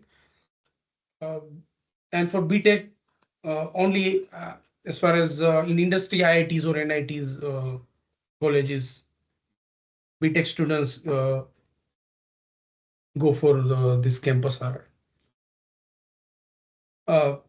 Second is for the college, let's say when for students, how, let's say for example, someone, if I am working in NVIDIA, NVIDIA goes to campus hiring for certain colleges. Now, it's a process. Let's say if someone wants NVIDIA or any other company for the campus, there is a relationship team in every company, let's say, which is like recruitment team. One can contact recruitment team and provide the college profile and request them to come over for hiring. So this is another way you can invite companies for hiring in your campuses. And every company has their own recruitment team. Then companies do hire from off-campus drives, which is open for all students, irrespective of any college. But the dates are not known, so dates can be random, and that's where students need to know when companies are doing their off-campus drives. And the other way of entering in the industry is referral, connection with your friends or alumni that can help here to get into the industry. Okay, so this is about more about VLSI, how these things work, and what are the opportunities students has, and how students can get the job in different companies. So now this is about VLSI. Now I'll go over some of the emerging fields where there are more opportunities are there, and why I feel that we are going to have more jobs in the field of electrical, electronics, and manufacturing. But the process will remain same in all the field. Everything will boils down to basics at the end for students to get employable. Okay, now I'll go over what more opportunities we have in emerging field. One is manufacturing, which was not there earlier. What I have described, which is there maybe for so many years, but now it's growing. But I'm coming to the opportunities which are the new, fresh opportunities. And I have also limited idea about it. But if you are ahead of the curve, meaning let's say if you can start certain courses on this fields, there are chances that when students pass out after 3-4 years, they will have companies would go after them and hire them. One of them is the manufacturing. And we have a right next door in India, various states. It is in Karnataka, Gujarat, Noida. So, and it's coming in a big numbers, manufacturing. So in India, we'll start manufacturing on the nodes which are older technologies, but there is a big demand of those nodes as well, especially in communication, autonomous driving, space technology, defense technology, and it gives strategic autonomy for country. So it's a very strategic for the Indian government, and that's why I'm sure that government will prioritize. Government has already prioritized, and it will going to be accelerate. So when we have any manufacturing unit, it needs different engineers, all the way from chemical engineers to electrical engineers. It needs physicists also, because as I mentioned, the manufacturing is quite challenging. It's not easy. It involves multiple processes. It involves deep physics, image engineering, glass manufacturing, because it's an image processing at the end. It needs a machinery which is very much precise. So mechanical engineering is also involved. Device engineering, when you manufacture, it holds interaction between different chemicals, right? So chemical engineers are needed, device engineers needed, computer engineering, and then the one layer is computer engineer. They would do softwares, EDA companies, all different tools. We need a lot of technicians, electrical, mechanical technicians. So it's going to be big opportunity. Yeah, here the skill set would be slightly different. There would be a need of chemical. In RTL to GDS flow, there is no need of chemical engineer, but there is a need of chemical engineer in manufacturing. Mathematician I haven't mentioned, but yes, when we make any model, there is a good need of mathematician in AI and model building, which was not the requirement earlier.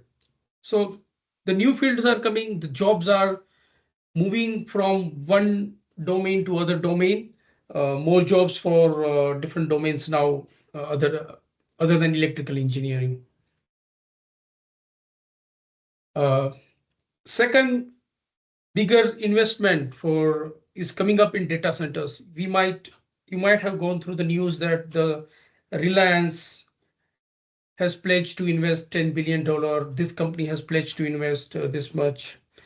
Recently, Google has announced that they are going to open $15 billion data center in Vizag, Visakhapatnam. And in Jamnagar, Reliance has announced that it is going to be biggest in Asia or something. but at that sort of data centers are coming up, and it needs a lot of investment. And this needs and gigawatt. You must have heard 1 gigawatt. The gigawatt is a power which needs in the city, like for example Rajkot. Right? Rajkot doesn't need, I think, 1 gigawatt, but so this much power is needed in one data centers, which one big city is needed, Ahmedabad kind of cities. So the data, when data center comes, it comes up along with various opportunities. First, you need to manufacture. So civil engineers are needed to manufacture any unit. Chemical engineers, mechanical engineers. We need electrical engineers for power delivery and all. We might need nuclear power plants as well to provide enough power to the data centers. So there's opportunity for nuclear engineers as well. So when data center comes, a lot of opportunity for multiple streams of engineering, network and technicians and all. So, so it's a fine tuning of courses are definitely needed because it's a different thing. Developing data center is not a not being done earlier. It's a new thing. It's just started a few years back, and especially in India, it's just starting now. So the new skill sets are needed to build data centers. But definitely many companies are working on data center designs, and they are based in India. So these are the opportunity for students to get job in. Another field which is going to be a big market is autonomous car. So today's car, if you say the mid-segment car is having a software which is more than software in our operating system. Whatever software we need to run a laptop, a car needs more software than that. So one can imagine the amount of software needed, amount of opportunity, the kind of opportunity is there in autonomous driving. And cost of electronics today for any car, mid-segment and higher segment car is around 30%. So for example, the car is 30 lakhs of cost, excluding the government taxes, of course, the 30 lakhs of manufacturing cost, around 10 lakhs goes into electronics of it. And ADAS is going to be just started autonomous driving. But ADAS is going to be a big thing. Then today's infotainment, the car which was 10 years back versus now, we see a difference. Like even today's car are having displays, multiple displays, and you can imagine it's like and the compute strength is more than what it's in laptop or sometimes in any good mobile. So the electronics is quite big. Infotainment, connectivity is there, 5G connectivity, Wi-Fi connectivity.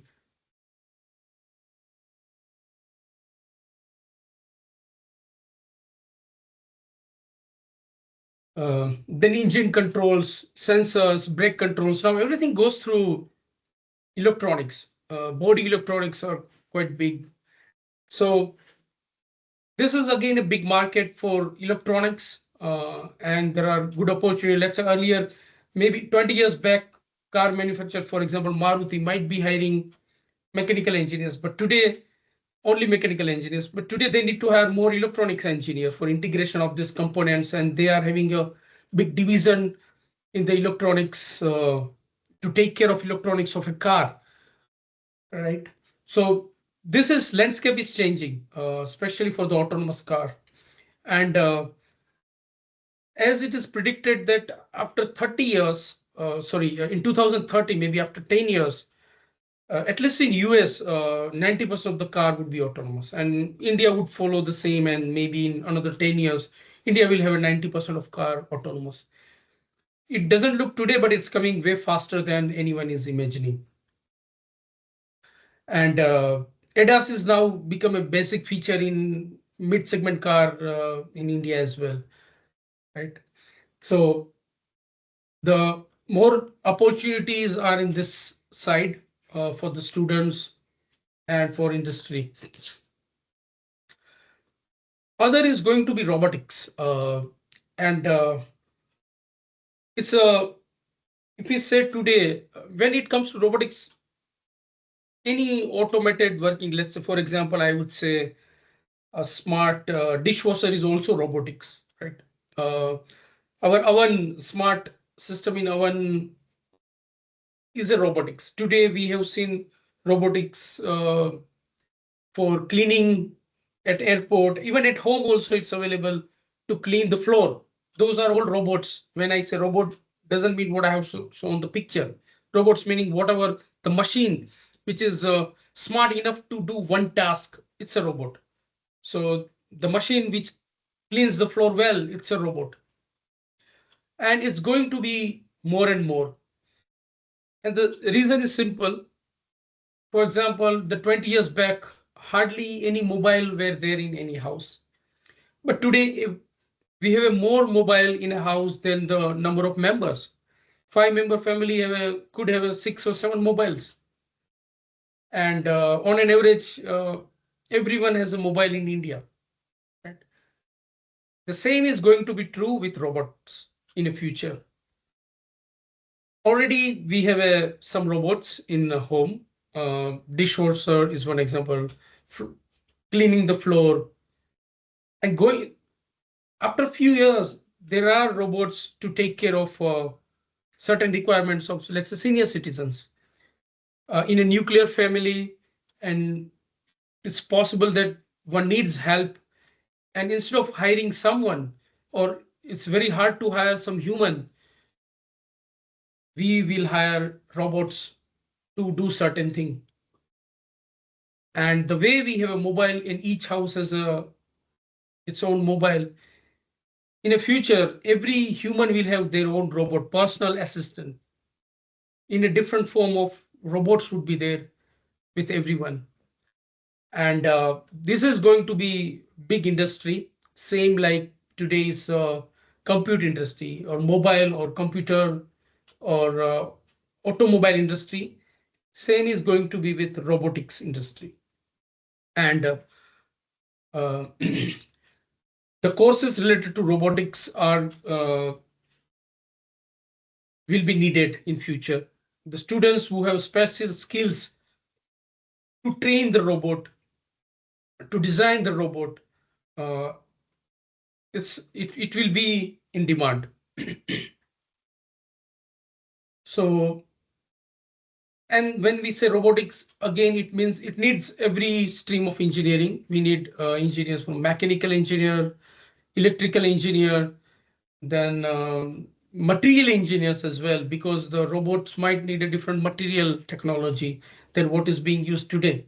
So effectively, it is going to be a big industry in future. And I think we are going to have big more courses on robotic side as well.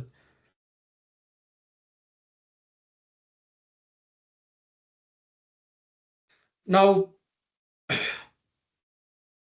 I spoke about the data centers. So first, now let's go step by step and understand how the whole ecosystem can work and how it is going to be a big opportunity for the students.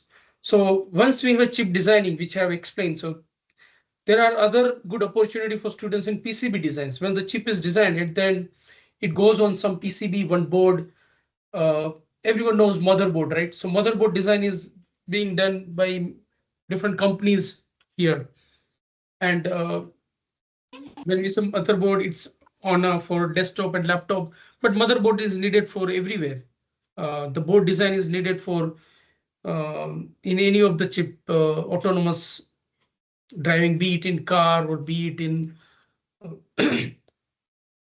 laptops, right? So board design is another field where there is opportunity for students if someone knows how to do design PCBs.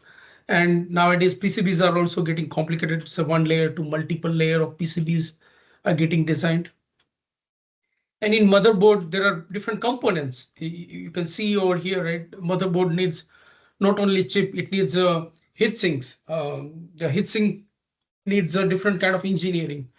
Then it has a different components of op-amp, capacitance, inductors, and capacitance of different types of resistance.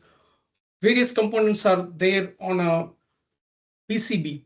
So, and all components are getting manufactured somewhere, right? And there would be demand for those components as well. So effectively, it's an opportunity for the students where they can get job in PCB design field, board design field. And every time we need to design different PCB, right? Because the chip is getting changed, the power requirements are changing. So the PCB has to design such a way that it supports given requirement for a chip. So this is also for all different fields, different power budgets. The chip PCB designs are also different. Then I said about data center, I already spoke about it. Now, so all chip design, we create a board. The board is converted to rack in a data center. And what we are seeing in the picture are different racks. So that's how everything is all the way from send to the data center. It comes this way. We have we manufacture first chip. From the chip, we create board to rack, and rack to this level. It goes to data centers and cars or somewhere. But everything at the end runs on one software layer as well. Every chip needs its own embedded software. So, which is called as embedded design. Generally, this code is in C language, and although C people are learning for last 50 years or more than that, but still it is in demand. Like the person who can write good C code is valuable. So students needs to be solid with C functions, C language. If they want to go in the embedded design, they need to know how the board works, how to program a network chip, how to program any chip. This all comes under the embedded design. Computer language is also part of this. So, so there are very good ecosystem, and there are more opportunities in embedded design. Also, every company has their own division, and sometimes more people are working on embedded design. For example, Cisco. Cisco is a big network company, and they have a more software engineer or more embedded engineers than the hardware engineers, because for the network, they need to program a network, and the switches and all are different for different requirements. That said, home connectivity is the different requirements, whereas what is needed in enterprise or at a company level is a different. So embedded design has a great opportunity for the students. And what is needed to be there to be a good embedded engineer? You need to know C, second some computer language, and one must have an idea about the computer architecture, network architecture, communication architecture, how the overall things work. And once you have this idea, you are needed. You will be. Every company needs engineers which has a good idea about all this stuff, especially in embedded design. Right. Okay. So that's all I had. Yeah. If any questions are there, I can answer. But yeah, this is what I had about the students' opportunities. What are the fields, especially electronic side? Which fields are emerging? Which fields are existing field? I explained about that and how the recruitment is done. What kind of skill set we are looking in the students. This is more important. At the end, everything boils down to basics, which is basic electrical, electronics logic, basics of C, basics of software, computer architecture basics. And this is what we look in the students when we go for hiring. Yeah, it looks simpler. That's all. Yeah, this is what we need in a student, not more. Yeah, I am done. If any question there, I am happy to answer. Otherwise, yeah. Is anyone having any queries?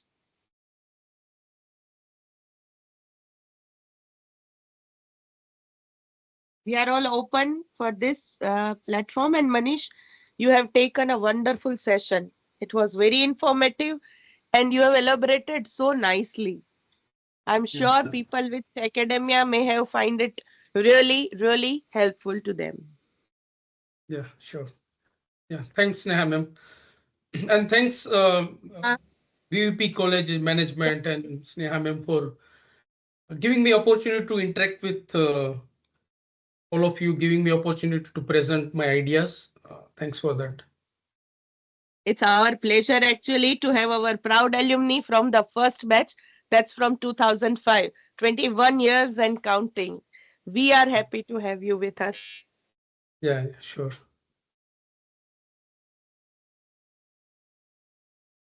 Yes, anyone having any queries, please?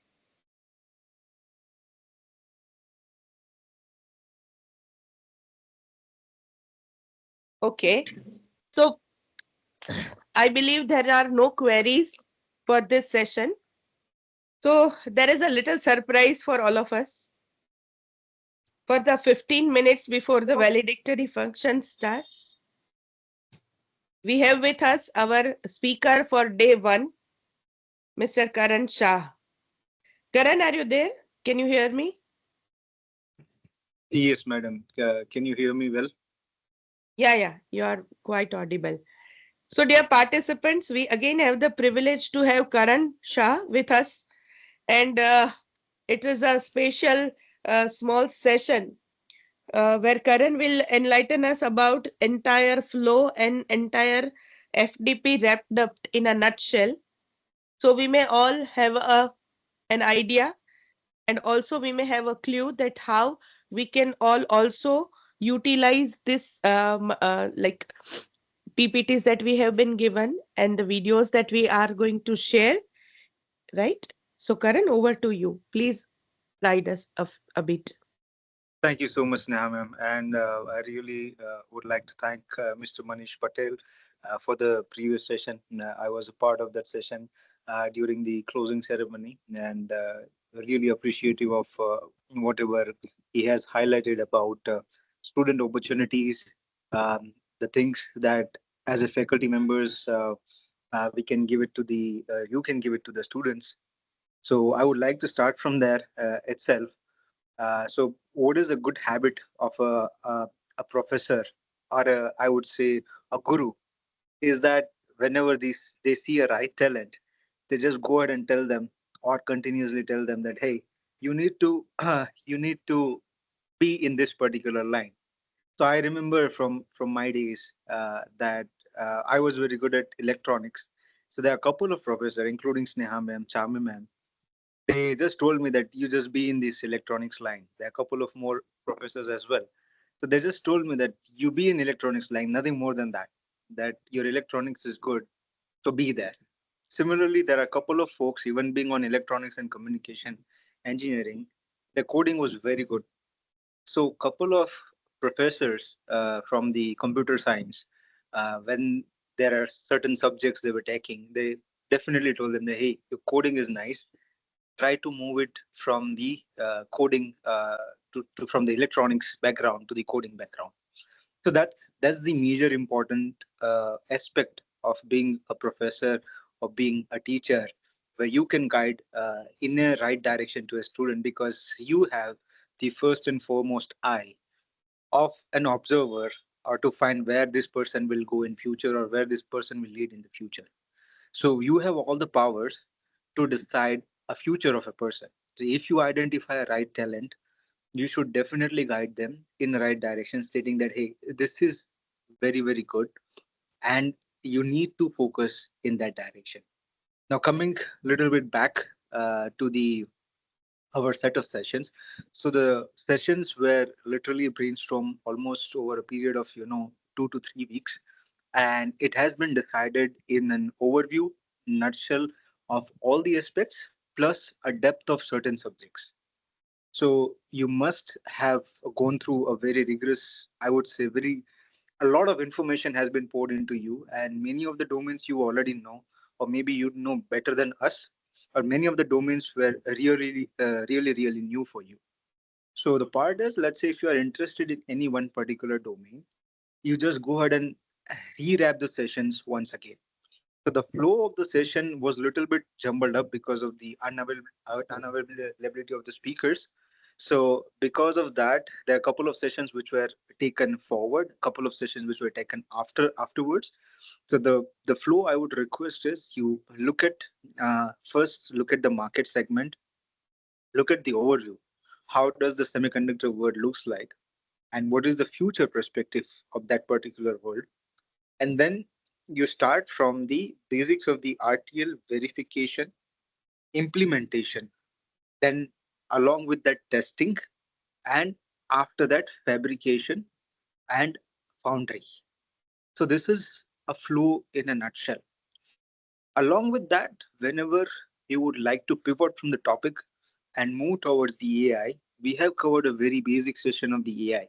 And that AI is right now coming into the semiconductor domain because semiconductor data is very huge. So while coming to the semiconductor, again, I'm reiterating that focus is you started from the macro. That is, Mr. Nilesh Ranpura has covered a complete basics of how the industry looks like. How is a mobile phone? How is the EV or any car that today have almost 2000 chips into a car controlling various functions. Mobile phone having almost 70 to 80 chips controlling a complete phone. So that is the future because this power, or I would say ICs, are going to increase more and more. And this ICs, right, will be produced we are trying to bring down the cost at the end of the day, and that's where the geopolitical part also comes. And one more part, when I was back into the expo, the first semiconductor expo happened in Gujarat. That is almost 3 years back when the government first formulated the policy. So we were about um, some of the people I know were the key in writing the semiconductor policies of Indian government. And after that, Indian government took the initiatives. And this is a very different part and aspect of different geographies of India. The first expo, semiconductor expo, or the first conference by Indian government was held in Gujarat in 2023 or 2022. I don't remember the year, but yeah, it was 3 years back. I think almost 3 years back. So it was 2023. And from there, the journey started where Indian government has started focusing on each and every direction. And that's where the academia push also came. Now, these companies are also very smart enough. They invest in particular geographies where the accessibility is very high, where the stability is very high, where the human capital is also very high, and the places are adaptable. So if you see why a particular city is developing, like Bangalore has developed so much, why Pune has developed so much, why now tier 2 cities are getting focused. So that is Hyderabad. I would say in Kerala, there is a Kochi, in Chennai is getting set up. So these are wherever there are colleges, the cities near to that will get a boost. The reason being is the right set of talent getting a right set of opportunity. So the main part is again semiconductor cycle coming to Mr. Nilesh Ranpura session, where it was a very high level, very overview. Then I'm wrapping up my session where I have narrowed down to the very technical aspects, just a very basics and very fundamental of the semiconductor domain, starting from comparison how tiny objects that the fabrication or the fab creates, to the semiconductor industry, to the chemistry, to the physics, to the scientists, to the engineers, and to the everybody who is working over here, everybody who is contributing to the industry. That's a complete ecosystem being developed. So that's the second session. The third session was about more in depth of the semiconductor part, where the technical session started, right?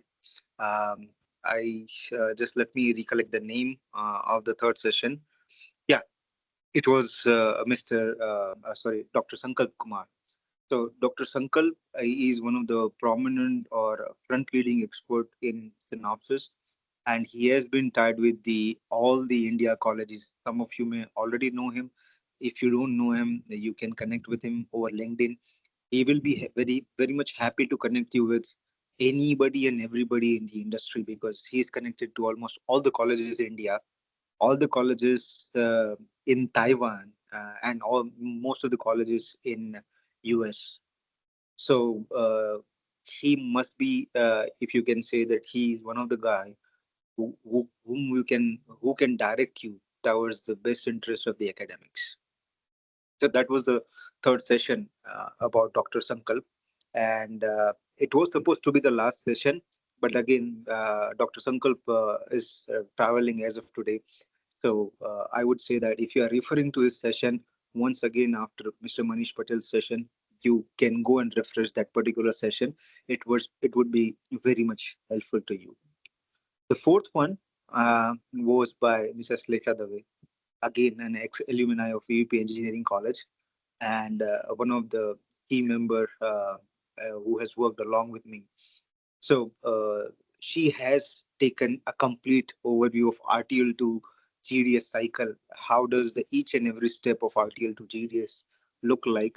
There are enormous number of tools that are being used in those particular steps.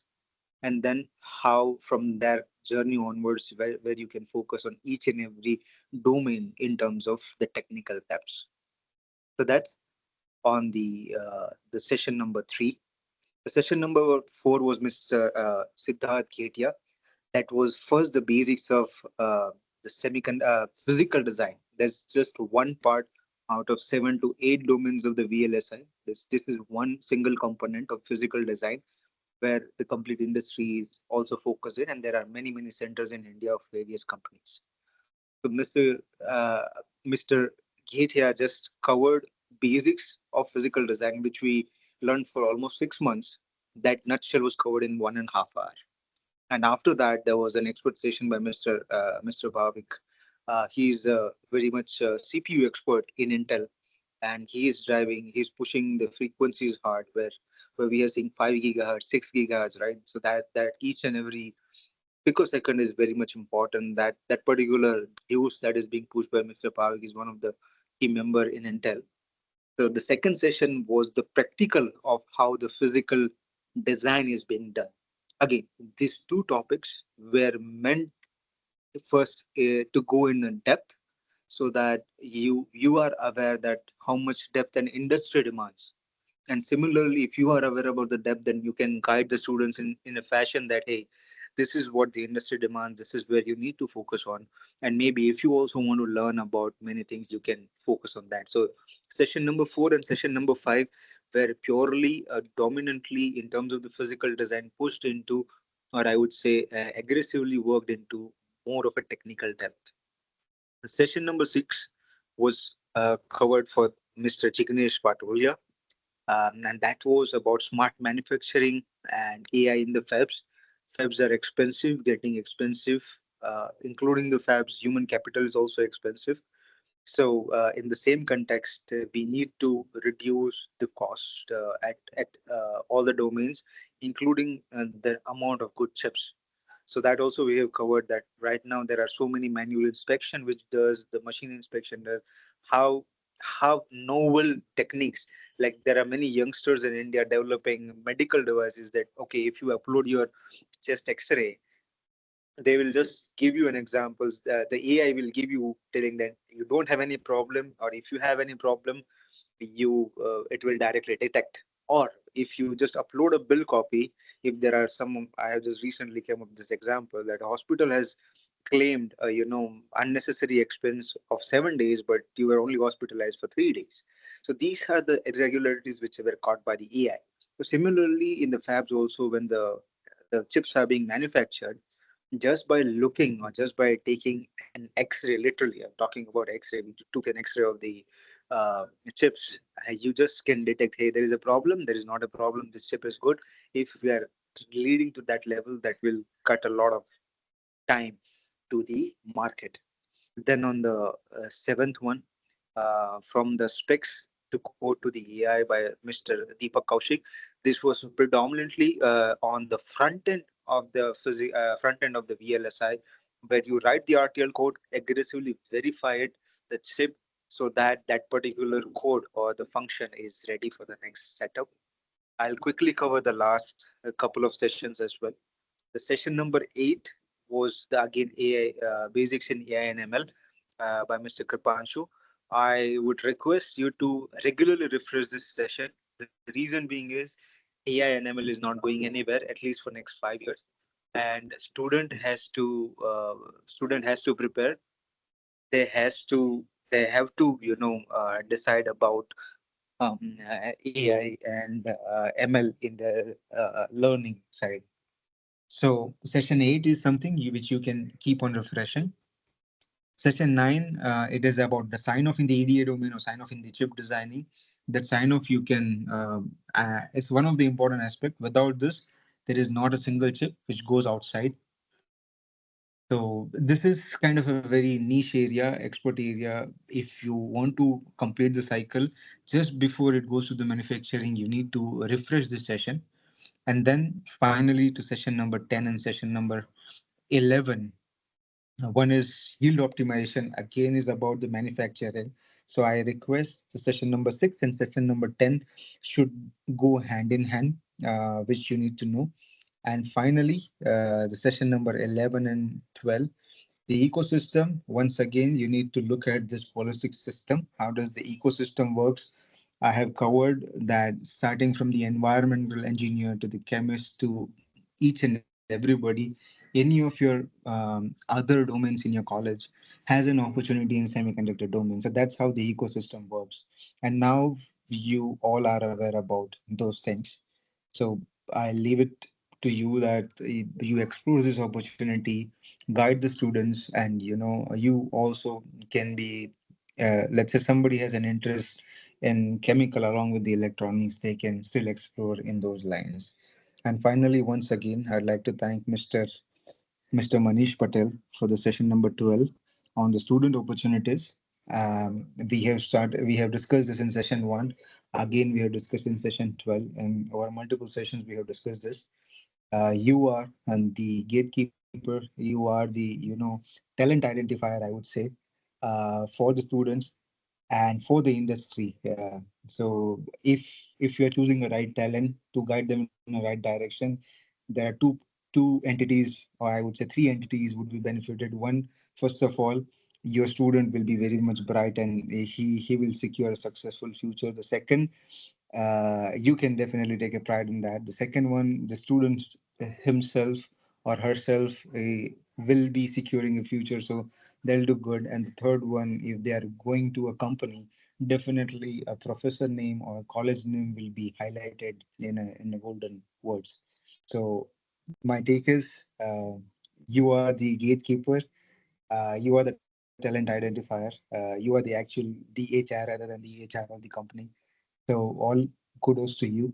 And once again, I would like to thank a complete audience, everybody who took the time after your sessions, after your college, spending almost 4 and 5 hours just for this session. I would really appreciate your valuable time. Thank you so much for this one. Thank you so much, V.V.P Engineering College, for giving us this opportunity, giving us the platform. Over to you, ma'am. You were as wonderful as you were on your first session, Karan. Thank you so much for wrapping it up so well and connecting the dots in a way that we are now, all of us are having the idea that we have the sessions and how to refer to them and in which order we can have the maximum benefit, we can take out maximum from them. Thanks a lot. And I would say the gratitude is beyond the words. Thank you, Karan. Thanks a lot. When at this juncture, we are now about to start the valedictory function. Before the valedictory function begins, many of you have asked us that when to appear for the test. For those who are first timers for the Atal, and for those who are habituated to do the FDPs under Atal, they must have known that the tests are uploaded and opened up by Atal themselves. So we have put our questions there, we have put that ready test there, and now it is up to them to start the test, right? Another thing, once when you will feel the feedback of the Atal portal, only then you will be able to appear for the test, that you must be aware of. So then it wouldn't be a time bound as of now that you have to give it at 6:30. It's not that way, right? You may give it once the valedictory session gets over. Okay. So remain present, and soon we are starting with our valedictory session.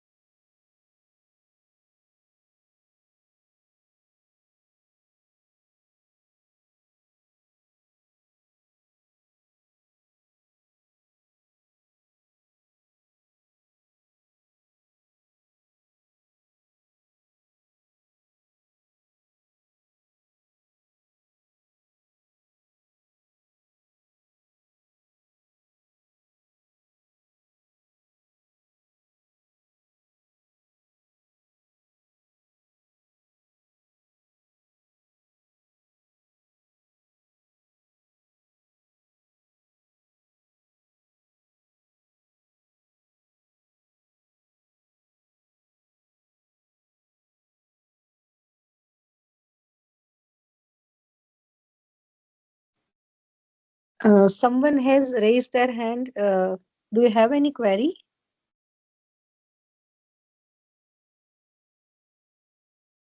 Devan, do you have query?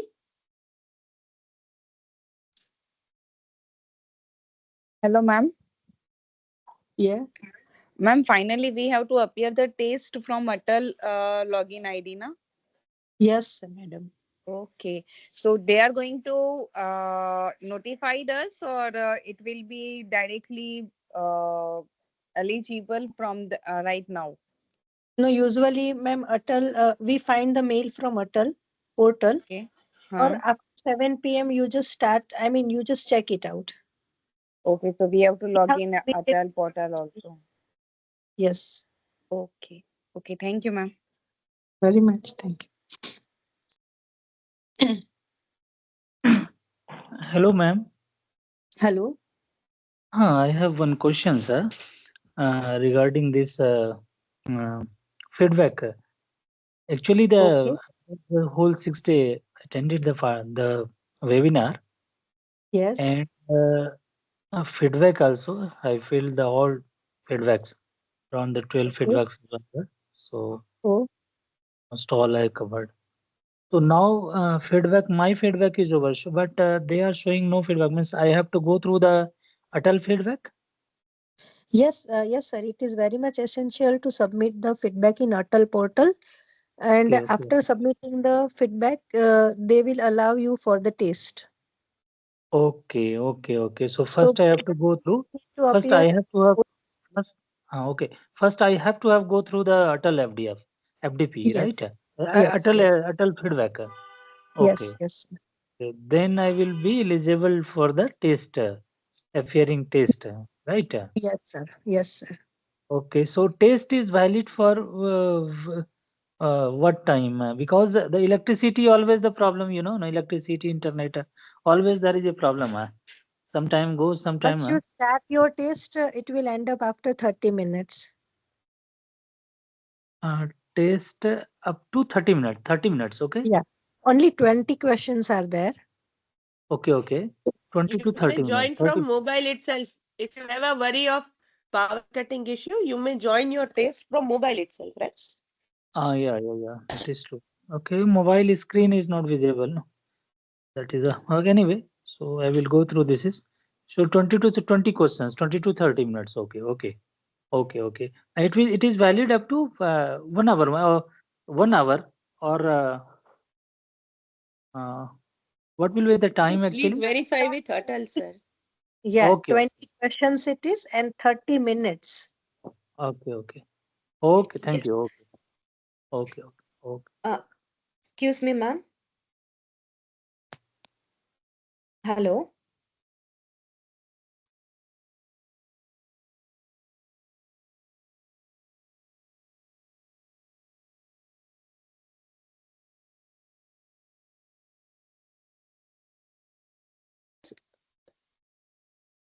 Yeah, someone was telling something.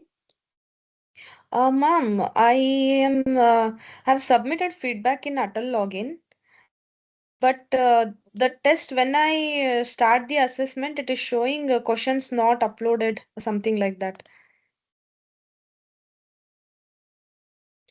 We are verifying that. Okay, ma'am. I'll go through. Okay. Okay, ma'am.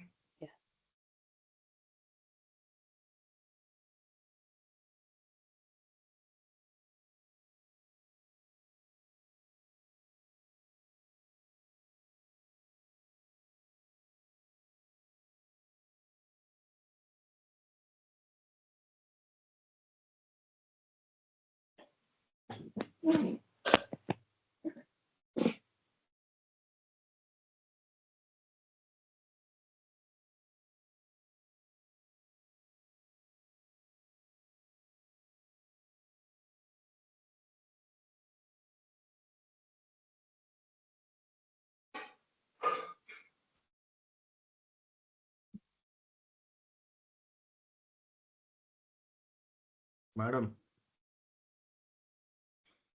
Hello, ma'am. Yes, please. Yeah. How long Yes, will tell it? me. How long will it take to finish our validity function and all? 20 minutes. Okay, ma'am.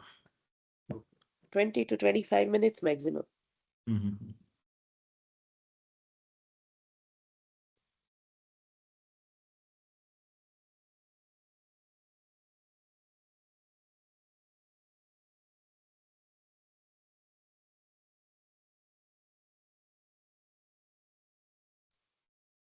Hello, ma'am. Yes. After Yes, submitting tell the me. feedback also, it's showing questions not submitted. We are working on this. The same question was asked by someone and we have just logged it as a coordinator Okay. and we are verifying with Atal, okay? Because we have Okay. submitted in the morning itself, right? Okay, ma'am. Thank you.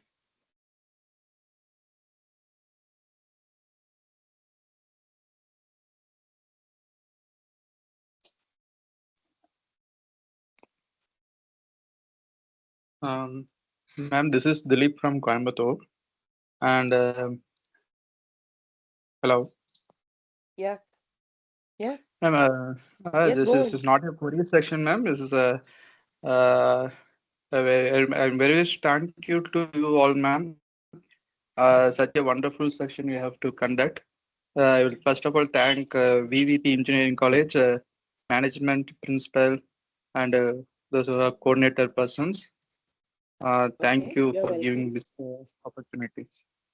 Very nice section, ma'am. And every day they have to follow the punctuality. And sharply 6 o'clock we have to start it, and sharply you have to complete it at 9.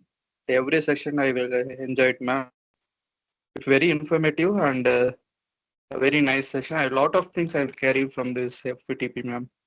Thank you very much. You are most welcome. This feedback is very precious to us, and we are encouraged by your words. Thank you.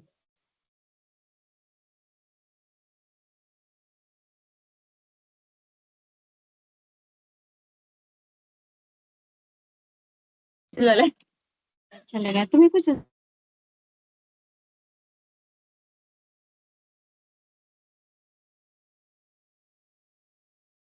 Network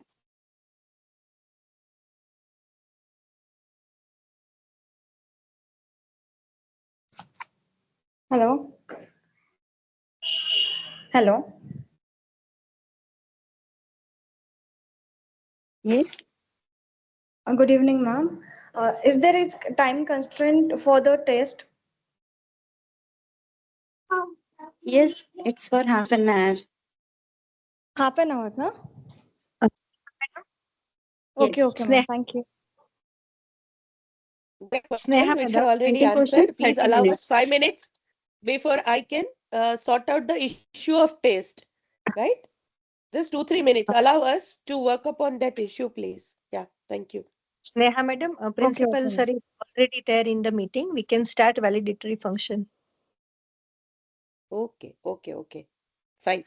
Dear participants, we will very soon sort out the issue regarding the test because we have already submitted. There must be some glitch. We will verify with Atal. You do not worry about your test performance. Okay. Things will be taken care of. Now we are starting Yes, our ma'am. valedictory function. Kindly stay with us for the same.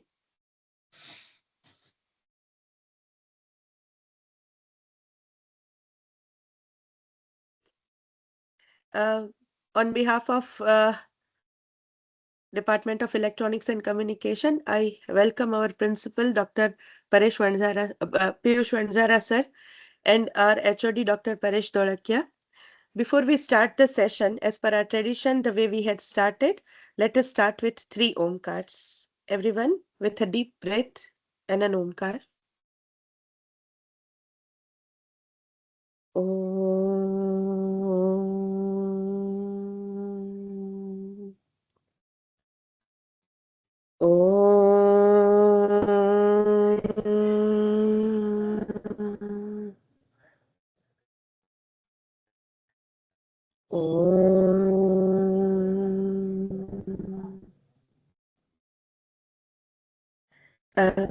I would invite our principal, Dr. Piyush Vanzara sir, to address all the participants and share his words of encouragement with all of us. Thank you, madam. Am I audible? Yes, sir, you are, but a little Yes, less. sir. Your voice is coming little lower. Okay.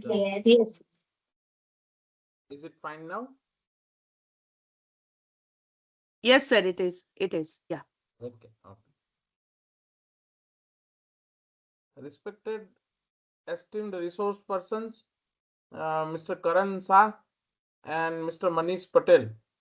Rather, I should say our proud alumni of Electronics and Communication Department. Distinguished participants, colleagues, and my dear friends. Good evening to all of you.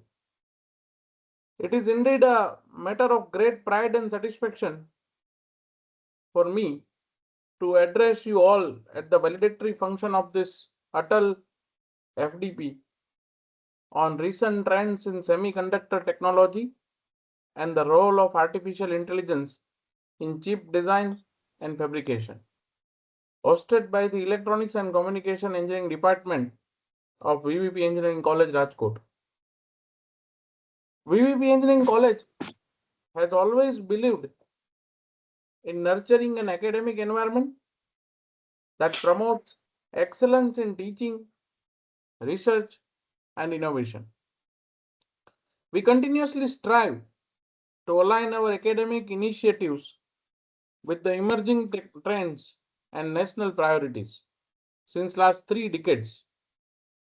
The successful organization of this Atal FDP stands as a testimony to our commitment towards continuous faculty upskilling and knowledge dissemination in frontiers areas of engineering. Especially the theme of this FDP is both timely as well as significant. Semiconductor technology forms the backbone of modern electronics, while artificial intelligence is redefining the way chips are designed, optimized, and fabricated. Through this program, participants were exposed to contemporary advancements, design methodologies, and future challenges in this rapidly evolving domain. The knowledge that is essential for educators, which are actually I should say, the main persons who are shaping the next generation of the engineers. I'm extremely pleased to note that this FDP received an overwhelming response from across India, with participants representing 18 different states. Such wide national participation also highlights the relevance of the topic and reflects the academic credibility and outreach of this program. The diversity of perspectives has undoubtedly enriched the discussions and learning experience for all of us. The success of this FDP would not have been possible without the invaluable contributions of our distinguished resource persons who shared their expertise, industry insights, and research experiences with great clarity and enthusiasm. I extend my sincere gratitude to each one of them for making this program intellectually enriching and impactful. I would also like to place on record my appreciation for the Electronics and Communication Engineering Department, HOD of the department, and Atal FDP coordinators, and the entire organizing team for their meticulous planning, dedication, and seamless execution of the program. Organizing a national level FDP of this scale requires vision, teamwork, as well as commitment, and the team has delivered it with excellence. As we conclude this FDP today, I am confident that the knowledge and insights gained here will translate it into the improved teaching methodologies, meaningful research contributions, and stronger academia and industry linkages. I hope that the professional relationships and collaborations formed during this program will continue to grow in the years ahead. With these words, I once again congratulate the organizing team and thanks all the participants for being an integral part of the successful Atal FDP.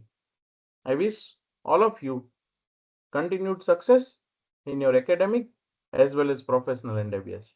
Thank you very much. Thank you.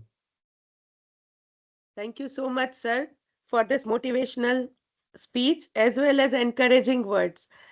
We as coordinators are surely grateful to our management and to you who has always inspired us to do the better stuff and encouraged us always for doing it to the best of our capacities. Thanks a lot, sir. I would now like to request few of the participants to share their genuine feedbacks with us. Is there anyone who would like to? Yes, sir. Yes, sir. Yes, Miss Dr. Kirit Kumar, sir. Yes, yes, please. Very good evening to all of you.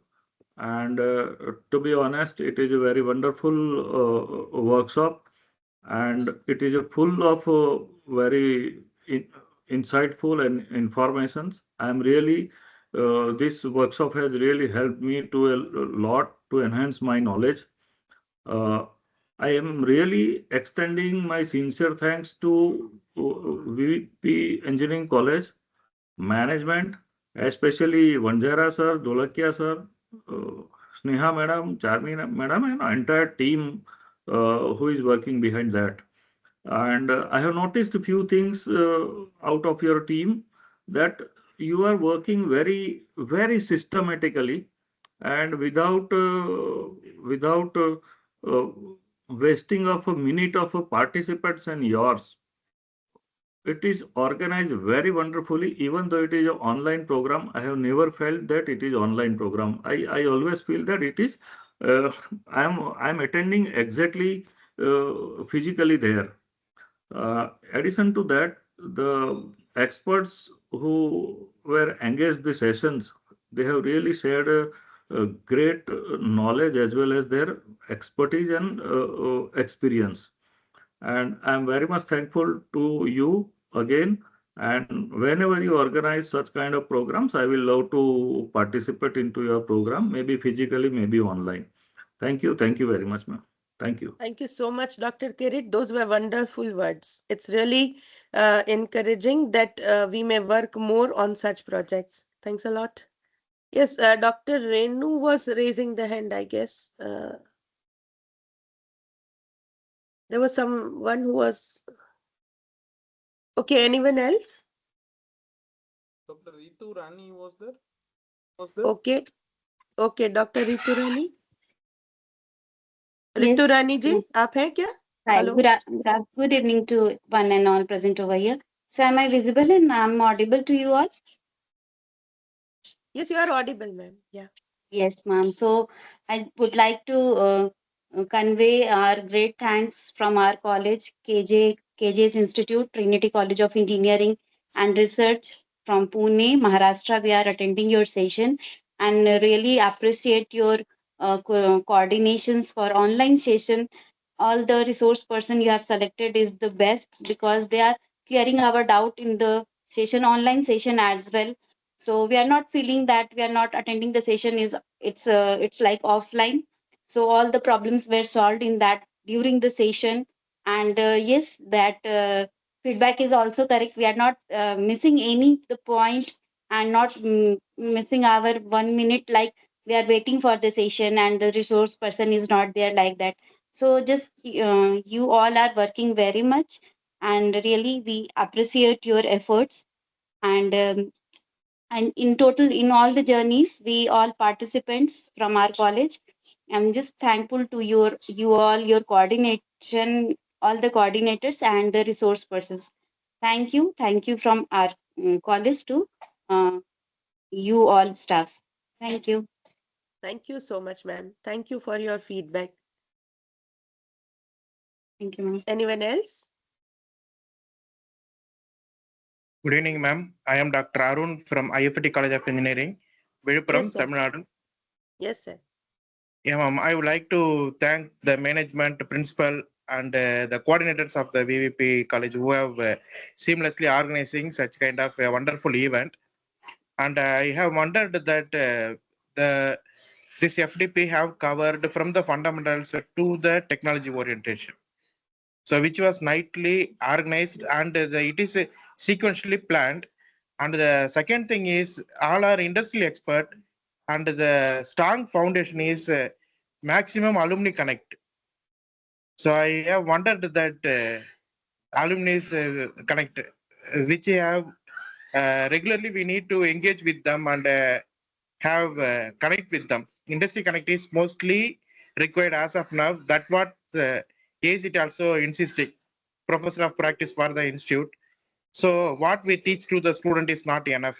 That I learned from your FDP and what need to be teach to the student, what need to be practiced to the student to make them to move to the next level or make them industry ready, ma'am. Thank you and thanks for the entire team for the wonderful FDP. Thank you very much, ma'am. Thank you very much, sir. Principal, sir. Thank you. Thank you so much for noticing the efforts and also noticing that our alumni, they are, yes, indeed our strength. And they were phenomenal. Yes, sir. Anyone else? We would have one last feedback and we'll move ahead, please. Hello. Hello. Yes. Yes. I'm Abhijit. Give the points for the Yes, Abhijit. further modifications, because we do believe in improvement. Still, if anyone says that you should improve this, we'll welcome your suggestions, please. Yes, sir. Truly said by our principal, sir. We understand your appreciation, but we'd also like the feedback that makes us even better. Yeah. Yeah, exactly. Hello, hello everyone. Is it I'm audible, Sneha ma'am? Yes, you are. Yes, you are. First of all, I want to thank these great efforts all staff members from V.V.P College had made, and their 20 years of alumni is coming and delivering the session was very great achievement for the college. It is very fruitful discussion. One key point I observed in all the PPTs were made very excellently. I never thought that I was boring looking those PPTs, and it was very excellently prepared. And there was no gap between continuation in all kind of content which I received. Thank you, Sneha ma'am, and thank you entire team for conducting such a wonderful and excellent sessions. And I found one more observation in the session, that there were 11 sessions and they were well planned. Experts were given very great potential aspects of semiconductor industry. Thank you, ma'am. Thank you, sir. Thank you, everyone.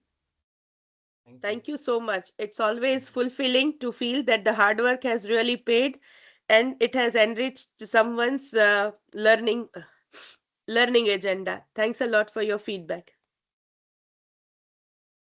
So we are grateful to your words, to those who have spoken and to those who have given us the feedback online. We are grateful to you. And now we are moving ahead to our last part of the valedictory function. I would like to call our HOD of the EC department, Dr. Paresh Dholakia sir, to share his views and vote of thanks. Over to you, sir. Am I audible? Yes, you are. Yes, sir. Yes, sir. Yes, sir. Thank you. Thank you. So, good afternoon, everyone. As we conclude this intensive and insightful 6-day journey, it is my privilege to propose the formal vote of thanks for this AICTE-sponsored Atal Faculty Development Program. First and foremost, we extend our heartfelt gratitude to AICTE and the Atal Academy for sponsoring this program. Their commitment to upskilling the academic community in cutting-edge domains like recent trends in semiconductor technology and the role of AI in chip design and fabrication is the driving force behind such initiatives. Our sincere thanks go to the management and trustee, especially Dr. Naveen Bhai Seth of V.V.P Engineering College. Your unwavering support and vision for excellence provide the foundation upon which we build these intellectual platforms. We also express our deep appreciation to our principal, Dr. Piyush Manjara sir, whose leadership and constant encouragement have been instrumental in the smooth execution of this online FPP. Thank you very much, sir. We are thankful to all the eminent speakers, right? And last speaker was Manish Patel, to whom I taught first time the VLSI in 2004. So that is very great time, 21 years. So I am thankful to all the speakers, Karan and all my alumni. So because of their efforts and their execution, this Atal FDP has organized successfully. Success of any program lies in the meticulous planning. I would like to express a special word of thanks to our dedicated coordinators, Dr. Charmi Changela and Dr. Sneha Pandya. Your leadership, attention to detail, and commitment to maintaining the high standards of the Atal Academy have been truly commendable. A technical program of this scale requires a robust digital backbone. We are immensely grateful to Dhirendra C. B. Jadhav and the technical team for ensuring a seamless online experience over the last 6 days. Your behind-the-scene works made the virtual interaction feel effortless. I must also recognize the entire Electronics and Communication Department staff, whether directly involved or supporting from the wings. Your collective teamwork has made this event a reality. Finally, to our participants joining us from across the India, you are the heart of this program. Thank you for the vibrant question and answers. Managing 6 days of online learning alongside your regular academic duties is no small feat. Having a pan-India representation has truly enriched the collective learning experience. We hope the knowledge gained here regarding link is ನಾವು AI-driven working chip ಅಂತ design. Message ಹಾಕಿದ್ದಾರೆ Atal portal ಅಲ್ಲಿ open ಮಾಡೋಣ ಅಂತ ಈಗ ಕುತ್ಕೊಂಡೆ ಇನ್ನು laptop open ಮಾಡ್ತಾ ಇದ್ದೀನಿ. I Okay, ma'am. request the participants to please mute your mic, please, ma'am. Please turn off your mic. Thank you, ma'am. We hope the knowledge Hello. gained here. Hello, ma'am. Excuse me, ma'am. Ma'am, some speech is going on. Can we talk just after 2 minutes, please? Yeah, okay. Thank you, ma'am. We hope the knowledge gained here regarding AI-driven chip design serves as a catalyst for your future academic and research endeavors. As we part ways virtually, let us carry forward the spirit of innovation. Thank you all for making this FDP a resounding success. Stay safe and keep learning. All the best to all. Thank you so much, HOD sir, for this kind words and the appreciation. We are also, myself and Dr. Charmi Patel, we are also thankful along with Dhiren Bhai Jadhav for the support from everyone from the department, principal sir, HOD sir, and the management. Thank you so much with the folded hands. We are grateful. Thank you. Dear participants, So here now we declare the end of the valedictory session. We Thank as the you. coordinators will be now online available for resolving the issues as well as guiding them for clearing the test, right? So I request dignitaries, they may sign off now. Thank you so much for your presence, Vanjara sir. Ma'am, participants, now you can appear for the exam. Exam link is now working. ma'am, hello, ma'am. Yes, please.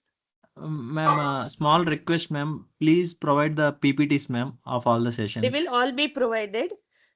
We are collecting them because our speakers are also from across the world. Someone is from Canada, someone from Texas, and they all have to take the permission of their organizations, right? So they are into that process. Someone from Intel, MediaTek, they all have to take permissions from their organizations before they actually can share their work with us. Okay. So they are in that process, and the moment we get it, we will share with you. It is for you all only. Okay, ma'am. Okay, thank you.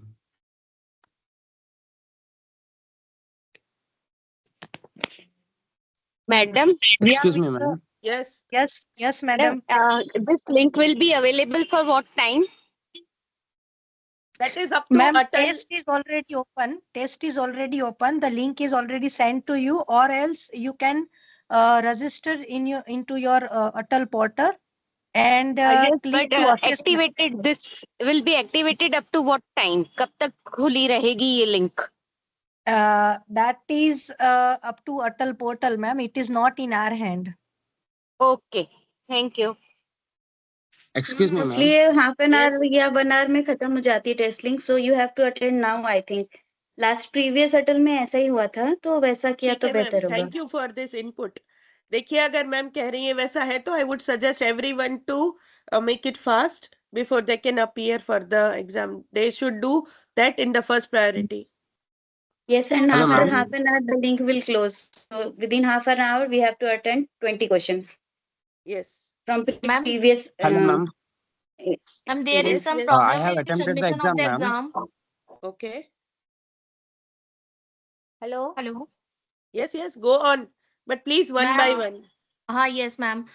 There is some problem in submission of the exam. Okay. What are you getting? What should I do, ma'am? I am submitted my exam, but there is a message floating over it as the Your session assessment has expired, has ma'am. expired. Yes.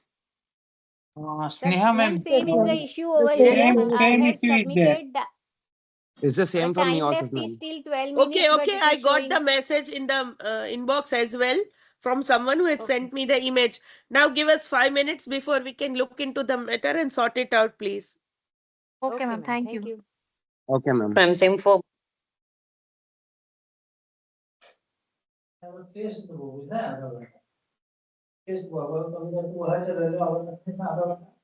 પછી test હોતો ભાઈ